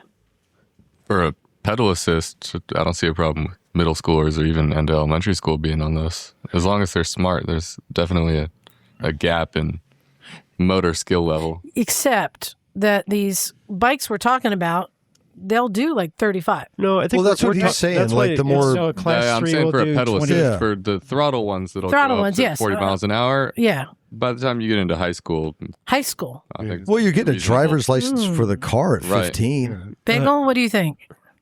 My inner 8-year-old says yes, please. I know. I know. exactly. Yeah. I know. To me, 12 seems like an age Kids where are capable. They're 12. they're smarter than we give them credit for. Maybe they're it could be dumber than you've ever Yes, known. they're- Hey, I got 2 of them. They're both I still spent all alive. day at a birthday party yesterday at a ranch. It was chaos. maybe Speaks it's to a the parents. multi-tier, just like we have 4 classes. Maybe Perhaps it's there's not Okay. about A age. junior- perhaps it's you about said. You ability. said the Yeah. word. multi-tier. Because now I'm going to bring it up. Oh, yeah, here we go. Because this is the question I have. If we're looking at legislation of introducing another level that is subpar to the 15, 16 for permits, driver's licenses, that kind of stuff. So now they're looking at creating a whole nother level of licensing and registration, certification, all that. Why stop there? Do you think we should go to tiered licensing for motorcyclists? Yes. Yeah, that's a great 100%. idea. This is But what I Europe does. don't think it's manageable in America. Ooh. I disagree. I mean, I would love to say, if you use me as an example, no training. I learned to ride on a Kawasaki S1C, which is 253 cylinder bike, 100 mile an hour bike. I passed my test. I'm still 17. Passed my test. Bought a GS1000 the day after I passed my test. I'm still 17 Wow. because I was earning money. That And was you the survived. that was but the you only survived. thing that held you back. Statistically, I had a however, good job that paid good money, so I could walk down to Coburn and Hughes and slap down my deposit money, and on hire purchase get my GS1000 out the door. Yeah, but 150 why do you mile an hour think bike. you said that they couldn't apply it here? Why? I think we would have to, if you're doing tiered licensing, that's going to require a great deal more administrative training people, training facilities. And do you see the manpower available for that, or the woman power available for that? I mean, I hate to Right throw now- in AI, but since we're losing all of our jobs anyway, sure, why not? Like, Good let's one. create some new jobs, Well, in deference, I remember getting a call one day from Lee Parks, and he said, "Kat, I just feel so filthy." I said, "What's wrong, man?" "I just had to hire a lobbyist." Oh. Yeah. And this is really the reality of the situation. If in order to get this legislation pushed through and to get funding for these things to happen, our opinion really doesn't matter. Right. Bagel. So I want to point out that California does have tiered licensing for motorcycles. What? Yeah, that's a good point. M1 and M2. Yep. What's the difference? One's Well, the basically M2 is the only loop. for 50 cc's, Right. but it is a And tiered under. license system. Right. What? Well, that's could been the case technically for a be while. expanded. And anybody under we're- 21 has less privileges. Right. Wait, who, where, what, how, what? I Yeah. don't know anyone who's got an M2. There are very No. few people who do because who wants to be limited to just 50 cc bikes. No, but Emma, are you familiar with the tiered licensing in UK? What the structure Well, is? it came after me, and it's kind of a work in progress. So as far as I'm aware, and please, for all of our English listeners, please forgive me. 125? As far as I'm aware, when I started motorcycling, you were allowed a 50cc pedal assist moped at 16. And then they changed that very, very quickly to you didn't have to have pedal assist on it, but it was restricted to a top speed of 30 miles an hour. Okay. And that happened, I think, 78. That's at 16. At 17, you could choose any bike with an unrestricted engine of 250cc or below. So the big hitters were Yamaha RD 250s with about 35 horsepower, were, the kings. Then there were the Kawasaki's, the S1Cs, and then Suzuki did a rather natty GT 250, which is also a quick bike. These are 80, 90 mile an hour bikes. And then bottom of the heap was the Honda with the 250N. And then that was it. And you strapped your old plate around the back shock and off you went. And then you passed your test and the sky's the limit. The exception was if you had a sidecar on your bike. And if you had a sidecar on your bike, you could ride any sized bike. And so they came out with this tilting sidecar called a Sidewinder that leaned with your bike. And it was basically a little shelf with a wheel on it. And I didn't know the guy, but he was in Birmingham. He, at 17 years old, the moment he turned 17, he went down to the local Kawasaki dealer, bought a KZ 1300 fuel injected, put a Sidewinder sidecar on it with old plates. And off then he went. Off he went and wrapped it around a lamppost within the first couple of days. And so, That was coming. so they changed the law, I believe, in 82. Yeah. That if you want to learn to ride, you still ride the moped at 16. 17, if you had not passed your test, you had to have 125cc and below, which was restricted to less than 12 horsepower. So not a fast bike. Yeah, so I just looked it up. I've got some references for the current state. Yeah. So it's 400 is in there now, isn't it? Well, they do a really interesting thing that I think we could learn something from, was that they limit it not just by displacement, but by power. Right. So kilowatts or horsepower. So they do it like there's an AM license that you can get once you turn 16, and you can ride anything up to 50 cc's or up to 28 miles an hour. So this is e-bikes, Right. Yeah. right? Yeah. Or mopeds. Or mopeds. Yeah. Tomos. Once you become 17, you can ride anything with up to 125 cc's of displacement or up to 11 kilowatts or about 12 horsepower. 12 horsepower. Right. And that's been around Sorry, since... 15 brake horsepower. Right. So that's been around since 82. Then once you turn 19, you can qualify for your A2 license, and you get up to 47 horsepower. And there's no notes on displacement. Okay. It's just Okay. horsepower based. After that, once you've reached the age of 21, you can qualify for an A license where there's no restrictions.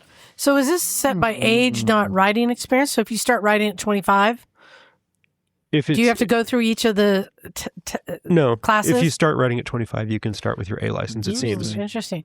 So How about Germany always? Do we know details Yes, on I what? got that. oh, A2, you can start riding a moped. M1, you can start riding a motor, or M, you can start riding a motorcycle with 125 cc's. Then after that, it's your M2, and And it's age based as well, similar to. It's a little bit age based, but mostly it's about ability. Of course, the scooters start first with kids in school, bicycles and whatnot. I believe it is 18. You can move to the 125s. So my main question would be, what would be the impact on the industry sales? Because it doesn't sound like it actually would be too much of an impact if it's age-based, because we're talking the demographic of the motorcycle purchasers being from 16 to 21, which they usually don't have gobs of money anyway. So I'd just be curious. Well, Emma, didn't you say that they're not allowed to sell a bike that you've not been approved for, right? No, I mean, if you're a dealer in England, you have to check the license. Yeah, and you're selling a street bike, you can't sell a street bike to somebody who's not licensed to operate it. I want to share my opinion, then I'd like everyone to weigh in. I think, I think I look at this as safety, just like how they did the study in the military about how to save lives. And I wanted to get your all opinions because we have amongst us have a lot of experience, and you guys teach a lot of people. Seems to me, and I'm going to take age out of it, I just want to do experience, that when you first start riding, take your first class, I think you should be limited to, I'm going to say 250cc bikes to be able to ride out on the streets. I think a 250cc in traffic has enough power to be safe. They'll sketch you on the freeway, but to ride on the roads. And I think that's a great point, because a 250 is kind of like the minimum for most road-safe motorbikes here in the U.S. Yeah, here in the Western U.S. So I would say, with a motorcycle permit, you're not allowed to ride on the freeway anyway. That's true. And then I would suggest that you have to take further classes, another advanced class, and pass a test, written and writing, to be able to go up to, say, a maybe a 700cc, something like that. I think qualify for mid-level, which, I mean, there's a lot of 600, 650cc's that could be your forever bike. Like, you're quite capable. And then I wouldn't mind seeing a third tier, again, of a class and a test, written and writing, to qualify for anything above that. That puts all the Harleys in the top tier. Yeah. But there should be. But you can do them right back to back to back if you're passing. Can I propose a top tier solely for people who want to ride stretch turbo boosters? If you want to ride a stretch turbo booster, you need to get to the top level. But you have to ride it with flip-flops. Or Craig's bike. Here's the question, because, I mean, y'all can agree or disagree with that assessment, but the follow-up question, if you agree with it, do you think that sellers should be held responsible for confirming your status before selling a bike to you? Private sellers? No, I think that's un-American. I think all of the sellers. That is where it comes into play. It's the American way. I think there's a big difference between being able to purchase something and being able to operate it in the public roadway. And just like right now, you don't have to have a driver's license to buy a car. That's the thing. Here, you can own a car, but hire a driver, right? Right. I feel You like could buy a bike. You could use it for a track bike. Sure. Yeah, where it would come up is to get insurance. That's a great point. Yeah, if you can't get insurance. But now we're talking about operating it. Exactly. Right? Yeah. And because if you're not operating it, what do you need insurance for? Then you bring in financing. If you finance it, then you have to have insurance. To get insurance, you have to have a license. But if we went with that sort of tiered system, how many lives would be saved? I mean, I think it would be a valuable thing to do.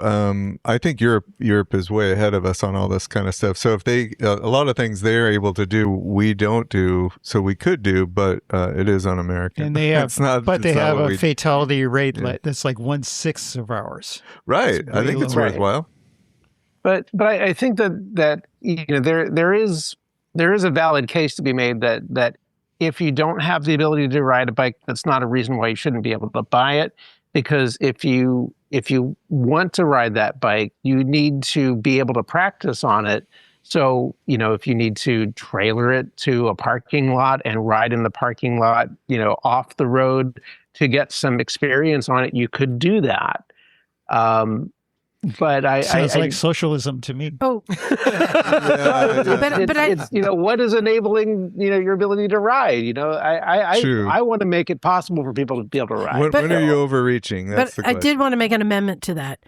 The first tier would be limited to 250cc or Sportster 883s. What? Why? That makes no sense. Makes no sense. Because to Harley riders, that's the beginner bike. Oh, okay. Yeah, it's called the girls' bike. I see. So what do you guys think? Should we not go? And now we can add to that sub 16-year-old Okay, here's what I think. the e-bike. Oh, yeah. I think I like the British style. I think if you're under 21, you have tiered licensing and based on miles per hour or power, use it for e-bikes and for gas bikes. And I think if once you hit 21, you have to take a class because you don't have to take a class now if you can pass the thing. The lollipop In California, thing. you are mandated if you're under 21 to take the class. Right, I'm talking about over 21, Okay. mandated classes, and then a recertification every 5 years. Oh. God, Oh. you evil I liked cunt. I like This it. is Oh, did you use that? Yes, I like- did. Oh, I didn't like that. Yeah, I like it. That's tough. This It's like sounds- saying that someone can't buy a Corvette if they're 25 because it's too fast, or a Lambo No, or something. they That's shouldn't. like At this point, this is besides the point because, again, how many of us have already voted? yeah. Okay. The people have been fighting for these things in Washington, D.C. for over a decade. And Lee Parks is one of those guys who occasionally gets to chime in on this. The AMA has been working on this, sometimes smartly, sometimes not. But we have to get to a different point in our country where we actually have empathy for other people as well as being able to pay for these programs to save lives. The industry as a whole is not interested so long as they keep selling bikes. And insurance companies are like, oh, let's keep making them pay high premiums. And the medical industry is like, oh, well, it's great. Keep packing them in with injured motorcyclists, which gives motorcyclists a bad name. So at the end of the day, we have to try to make change, well, like PR. It's you can a- hire your own PR agent, and we got to do this. Vicious cycle. Bagel, hit us with your best shot. All right. Well, here's the solution. Coming straight from my inner trade. Finally. Oh, All right.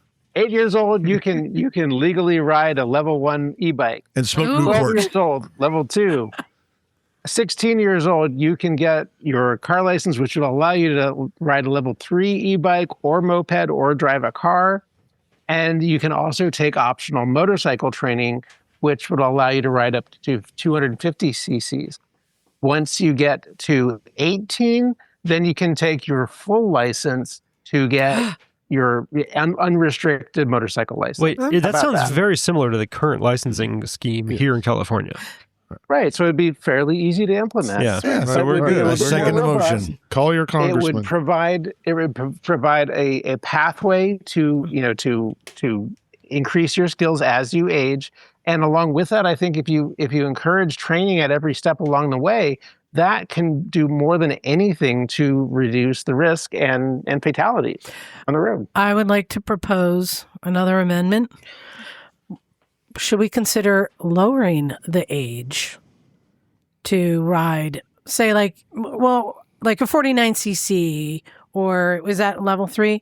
Like, if they're tiered and they're starting at 12 on something really small, why can't they at 14 Yeah, I think this be is riding a scooter? Well, I think that's really close to what Bagel was getting at, where we have this problem, and this is not unique, where we all think of motorcycles and their power, and like an easy shorthand for that is displacement, right? We talk about CCs as if it's a stand-in for how powerful or how fast the bike is. We know that's largely correlated, but not totally accurate.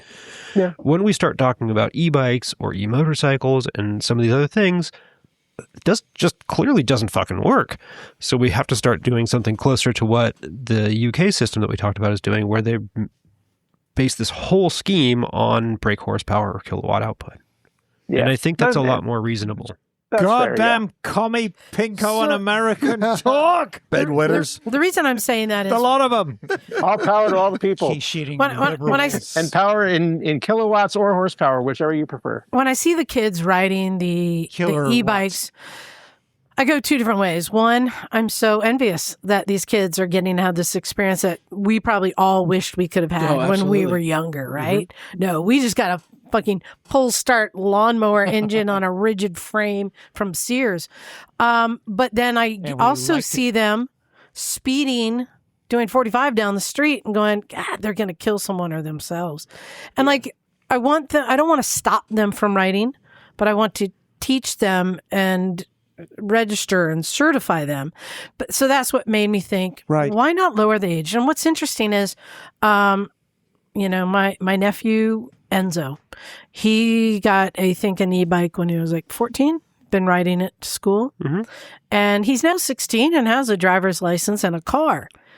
But the cost of gas is so much, he's parked it and has been stealing his mom's 49cc scooter and using that. He's had no classes, no lessons, other than an e-bike.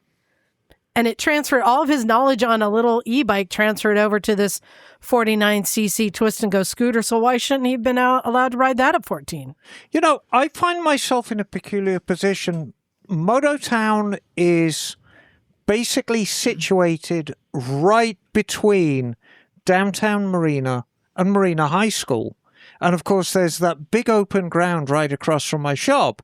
So I see all the kids on their e-bikes Yeah. riding to school. And I finally get to say, hey, you, get off my lawn. It's great. You've been waiting to say No, that. I think that there's a couple of veins that are consistent here and that are both addressed by this new sort of ground up grassroots method that's being implemented by some of the individual schools and school districts, which is, hey, yeah, if you got that e-bike and you want to ride it to school, you got to get the training. You have to, or you can't park it here. Like my bicycle proficiency test. If you wanted to ride your bicycle to school, you had to do the proficiency test. And then you got your little stupid badge with Tufty on it or whatever. And then you could ride your bicycle to school. Bagel? Yeah, and Liza, I know that it seems like it's a very small jump between 14 and 16, but I can remember myself at those ages. Bagel grew There's hair. an amazing amount of maturity that happens. There's a lot of pubic hair happening. Well, I mean, Well, that's one thing, but just the mental development that happens in those years is really important. His sheets got a lot harder. Are you actually talking about his first serving of cream cheese? Showers got long. go ahead, Bagel. Sorry, baby. My point is, my point is that I think that it is important to have age restrictions because there are mental developments that happen at certain ages, and I understand. Like I said, my inner 8-year-old says yes, please, but I think that has to come with limits. And even at 12, even at 14, I think that there needs to be a limited amount of power available to you. Bagel. So that you can transport yourself, you can have fun, but it limits you to the point that you're not going to get in that much trouble. Bagel, how many speeds did your first bike have? My first bike had 1 speed. Yeah. How early can kids buy a 10-speed now? Like mountain bikes they have multiple speeds. Bicycles are faster than they were for us when we were kids. I'm saying let them ride earlier, but give them the education and training. Yes, that education and training, absolutely. But there is also a level of maturity that cannot be taught at an age that's too early. Yeah, I do want to jump in on that. There needs to be a certain amount of maturing and mental development before you're able to take on the responsibility that comes with that much power. I did want to jump in on that because the other day I saw this kid. He looked like he was 5. And this kid, he couldn't have been 3 feet tall, and he was on an electric bike over by McDonald's, and he was on the street, not on the sidewalk. And I was like, Jesus, like this kid's gonna kill himself. And then I'm like, where's the parents?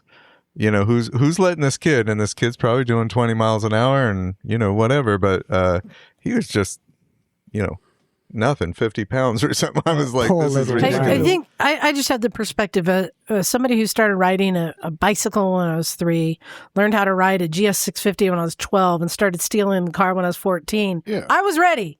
Yeah. You know, I think, yes, Bagel, there are different ages mature-wise, but let's not punish the little Lizas in the world ready to ride. At 14, Liza, maybe that reflects a level of maturity that's I not quite was there a yet. good driver at 14. I'm Just great. slow on the I'm just a bad drive driver. I'm just saying bike the drivers level of were maturity that's needed for that. But that said, what I really want to know is what our listeners think.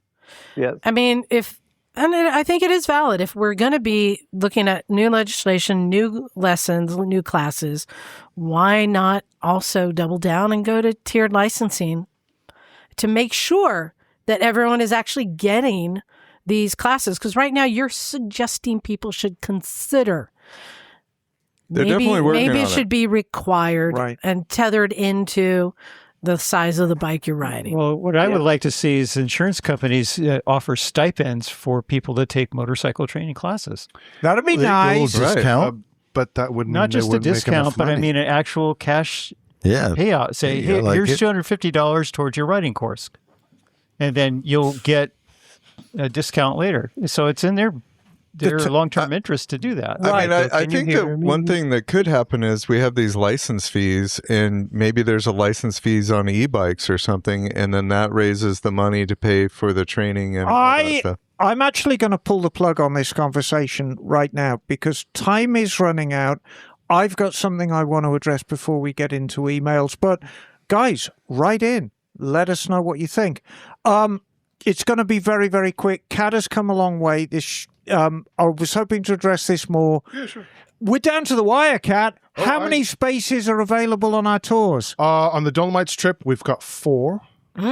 Okay. The Pyrenees trip, though, is pretty much wide open. We've only had 3 people book up for that one.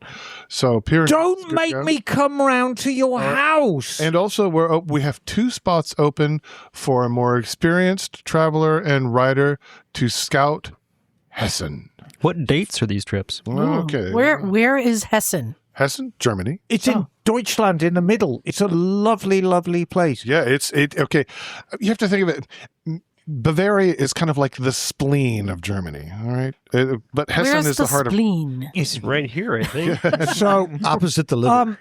but in short, while Kat's looking up the dates, these are lovely trips. You have the time of your life.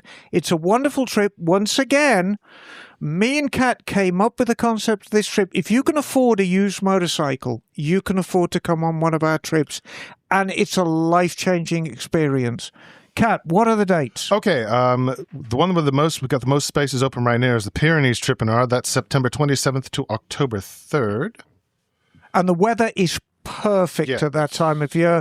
The Hessen trip is July. Hold on. I have to get to my tabs here. I know when the Hessen trip is. When's the Hessen trip? The Hessen trip is July the 18th through the 24th. And the Dolomites trip is July 12th. Actually, it's not the 12th. It's the 13th through the 20th. See, you're my God. You're my saving angel. So, yeah, don't make me come round and talk to your mum. Sign up for these bloody things. These are great trips. They're fantastic value. I'm going to be on them. What more do you want? And more importantly, to the trainers in the room, this is one of the key points of it is we're training you language, motorcycle riding, culture, packing. This is not a motorcycle. Trail breaking? Yes, very much so. You get to ride your own pace. You get to ride your own ride. You get to assemble your squadron in the morning with people who are your same speed. All the routes have been assembled. We've actually had people make up their own routes. About day 3, they're ready to go. They've figured it out. They choose their lunch stop. If you want an instructor to ride with you, you can have one. If you don't want one, you don't need one because you figured it out. You're an adult. I have a question. Yes. Emma or Kat, what do you have particular foods you look forward to on either one of these? All of it. I know, but like one I am dish that, queen. I am queen of schnitzel. I was going to guess schnitzel. She's a schnitzel hound.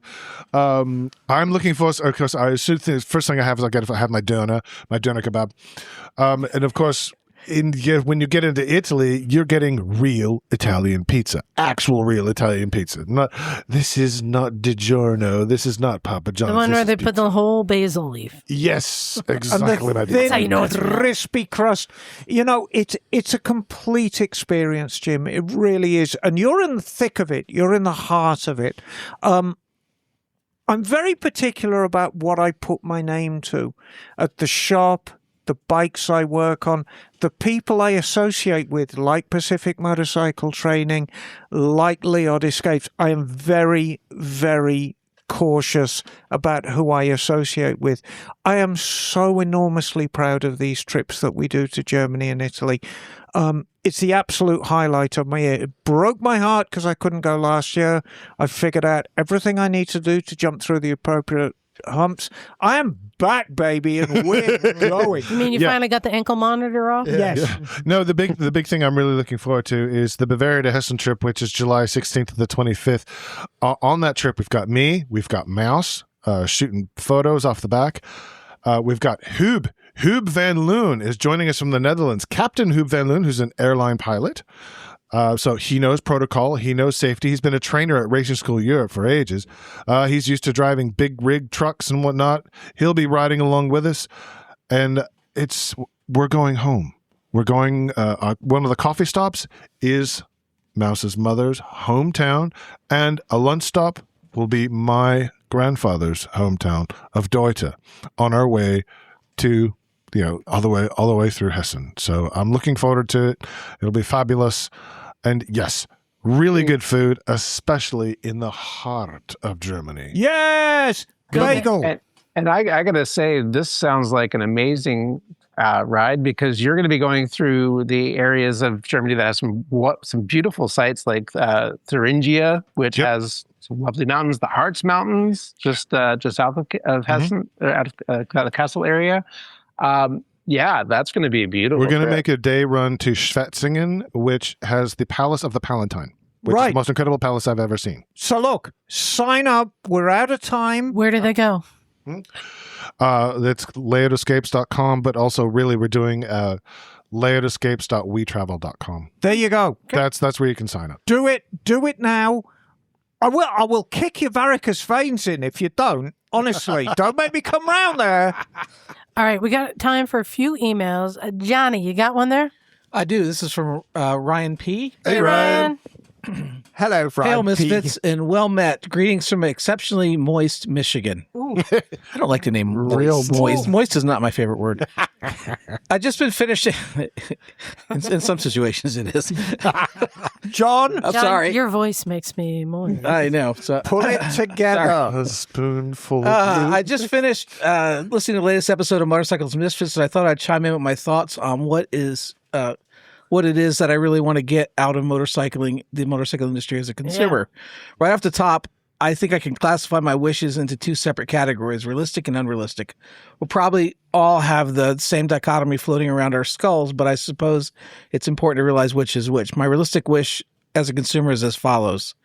The industry needs to improve marketing. I've never seen a television commercial, heard a radio spot, or even seen a print and outside of an enthusiast magazine that advertises motorcycles or motorcycling. It's a shame. I feel like some broad marketing outreach, especially in this day and age of high fuel prices and traffic congestion, would potentially drive up interest, which means more sales, more support. In the long run, it could mean even more community and a better understanding of who we are as riders from those on the outside, not to mention overall safe, fair, and more pleasant experience on the road.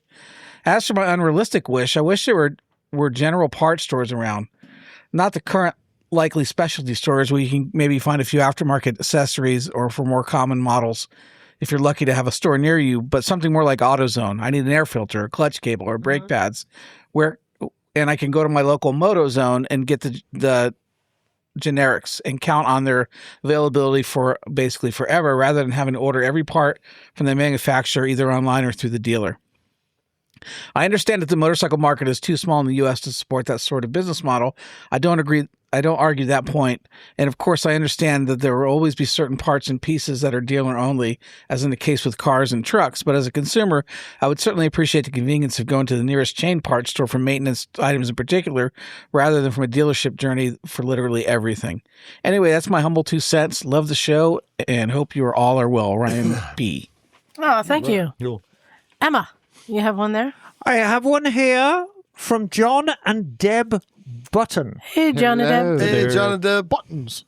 Hi, folks. I thought you might enjoy seeing where your shirts have traveled. Hey, another oil change. Yes. Once again, my wife and I are riding our Kawasaki Versys 1000. Oh, God, that's a good Cool bike. bike. Around Europe for the summer. This is our 4th year touring different countries in Europe on the summer months. A Misfit shirt has always gone along, so one or another shirt has been in 30 plus countries. Wow. That's We pretty are, cool. we are Good currently price. in Gibraltar. God blimey! After riding in Germany, where our motorcycle lives when we're away. France, particularly the French Riviera. I say that's terribly posh. That's Bentley country. Can't afford that. Spain. Our 2 weeks in Valencia were amazing. Well, we're going to Valencia in September.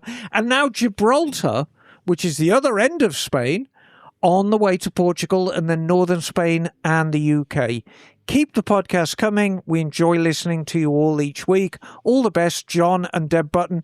He's included a lovely picture of him leaning against a lime green Gibraltar sign, proudly wearing a motorcycle and Misfits shirt. Hey, thanks, so John. Great. Man done for Catalunya. And I saved the best for last. Bagel, you have it there.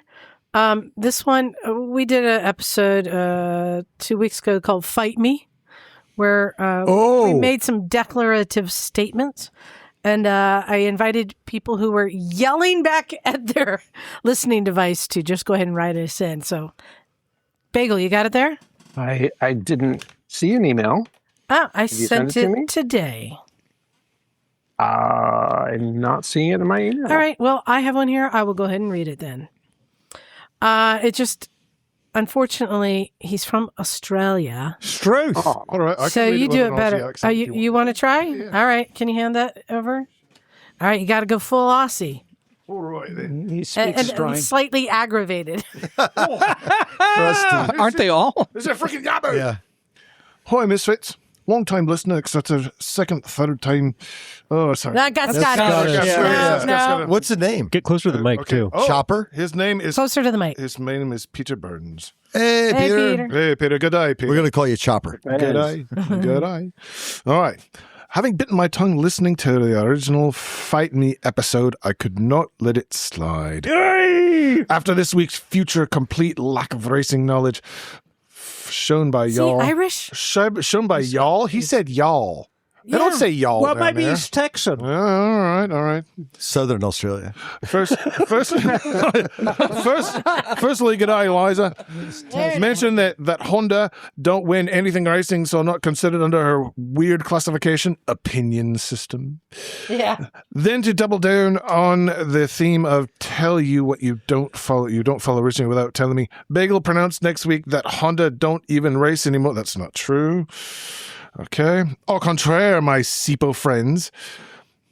Oh, good eye. What country is he on now? What's a Oh, SIPO? just you see, the problem is I've been so many places that it all just comes out, but then I start going to German, and it was only a few short years back that Marquez, Pedrosa, Stoner, etc. were winning championships for fun.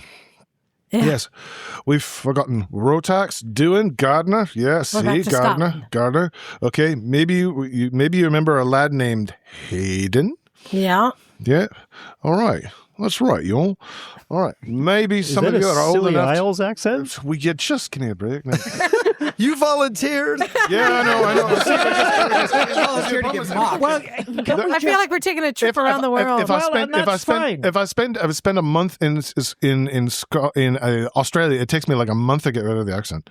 All right, maybe some of you are old enough to remember 1998 when Repsol Honda won every single race of the season. Yes, they did. Honda is still the most successful manufacturer of the Premier Class, World Championship racing ahead of That's Yamaha. a quarter of a MV century Fiesta. ago. Yeah, I know. Yes. The names like Kozinski. Oh, you're really ringing it bell now. Kozinski and Edward Honda is the Superbike world champions both. Yeah, or maybe you were referring to the off-road racing scene, Faircall. I mean, no one has ever heard of a couple of Aussie lads with the surnames of Hunter. Yeah, Hunter, who do a little racing. Have that? Yeah, okay, we get it. There's lots of good Aussie guys, but in Honda just won with Joan Mir MotoGP in Catalonia. All right, so it's not like they haven't won any Dakar titles. It's only 2 years since Babek took his second win on the Honda. I do note with some mirth that you weren't crazy enough to espouse such opinions when lovely Miss Emma was on the show. I do hope when she says, I think he just became Shrek. He's from Canada, I'll have you know. All right. We also have you all straight upon her return, possibly quite roughly. Oh, I will. I'll spank them thoroughly. I really will. Oh, you yabbos, you. All right. You sound like a bunch of fat slags at a pie bake-off. All right. I do agree with the sentiment that they're all good, but not particularly exciting bikes. I've owned a 1500 Goldwing and a CT110 Posty? What's a Posty? Posty bike. And a VTX 1300. And I found them all to be excellent and very reliable bikes over many, many miles. Good, not exciting. Though none ever really fit, never really lit my fires. Yeah. See, I'm more of a Suzuki and Triumph guy myself. Good on you. Yeah, all right. My brother-in-law's former Blackbird, however, was a magnificent bastard, and the thing built nicely for a crime. Solely for crime. Built solely for crime. Decades. Yeah, and best. I rode one of those on the Autobahn for the first time. Okay, the best kind that against. Oh, his or her Majesty's Highway Code. This is quite long-winded. How many pages is this thing? Up. Okay. Oh, and then he swings into, and then I can't because I stapled it. All right. Anybody love the show, etc., etc. Must shoot off now and throw another prawn on the barbie. Really? What the fuck is shrimp anyway? Yeah, it's the stuff they serve on airlines. They don't serve prawns. All right. And have a nice cold beer. Have a cold one. Have a frosty one. As I'm heading to a dry and dead road. Oh, this is nasty. As I'm in as dry as a dead dingo's dong. A dead dingo's dong. That is the most Australian statement ever. And then he finishes Dry as with a dead dingo's dong. Yeah, What if you get that dried and make a right. keychain And then out of he it? signs off with, "Adios, muchachos. Come on, miedo." Say, "Well, you get out of here." Hey, Peter. Well, I don't know what just happened. So That's a trip around the world. I'm sorry. My head spins around the takeaway globe. is as dry as a dead dingo's dong, and I think that's a great way to end it. Well, no, And just to stand corrected, I went to powersports.honda.com/racing. Yeah. And they indeed do have motocross, supercross racing teams. Yeah. A off-road racing team, Yes. road racing team, and side-by-side road racing. Yeah, well, Lars Off-road runs the racing team. Liza, will you stop upsetting Australians? Honestly. For the next few weeks, yes. Okay, well, do your best, darling. You just call them yabos. The yabos, yeah, wearing wife beaters. And Craig and Chris, let's give a plug for y'all. If somebody wants to take a class, because you have classes all over California. All over great classes. California. No, appreciate you all joining us. Let us know what you guys think, and you can find us at PacificMotorcycleTraining.com. We have 6 locations available for you: Laguna Seca, Monterey, San Bruno, Livermore, Cloverdale, Eureka, and Woodland. And we're really excited to announce our inaugural track clinic. We rented Sonoma Raceway. Yeah, the short track up Sears there. Point, baby. The short track up there for our first advanced riding clinic on the track, September 19th. And then we have our big event at the Laguna Seca Endless Summer. This is our 6th annual event where we'll do the entire suite of classes, beginner through advanced level 2, July 31st through August 2nd. So come see us, come get some training, and we look forward to riding some motorcycles with you soon. Come one, Website? come all. PacificMotorcycleTraining.com. And added excitement, if you sign up for the Laguna Seca class, you may find Miss Emma doing an advanced one. You heard it here first, people. You heard it You here. definitely should. You No, should. I'm gonna. Should you not take the intermediate first? Maybe put her in the beginner. Oh. No, she's lickety split. She's good. Hey, Craig, since you're on a roll, can you tell everyone how to reach us? MotorcyclesMisfits.com. MotorcyclesandMisfits.com. That's right. You can go to motorcyclesandmisfits.com or you can email us at Recycle Garage. motorcyclesandmisfits@gmail.com. All right. We've also got it coming in at recyclegarage@gmail.com as well. No. No, not anymore. We're Recycle Motorcycle Garage at Gmail. It is our old email address. Okay, let's change But it. we made it easier. Motorcycles and Misfits at gmail.com. Send us your emails and I'll forward them to Emma. Don't know what she'll do with them, but No, I'm always short of lavatory paper. Motorcycles and Misfits, is that AND or the AND symbol? no, emails can't use ampersand. has to be It has and. to be and AND. Okay, very good. Where do we get one of those fine T-shirts? Oh, do you like these? The new love that. T-shirts? Yeah. Well, I can sell one to you here, but for all you lucky listeners, I'm not going to be shipping for 3 weeks. So if you want to get the orders in, but do you know we call this is Little Miss Emma on the back of the bike. Oh, of course it is. So yeah. it's me in the 1920s when I was very young. When you were Yes. just 13. And I've You started noticed selling on the little back of your Debbie's. big brother's bike. you've included my beauty spot, which is remarkable. I think it's time to get out of here. So Adrian, what'd you think? First time hearing our show? Did you have fun? Oh yeah, it was great. It's all time. That was great. Well done.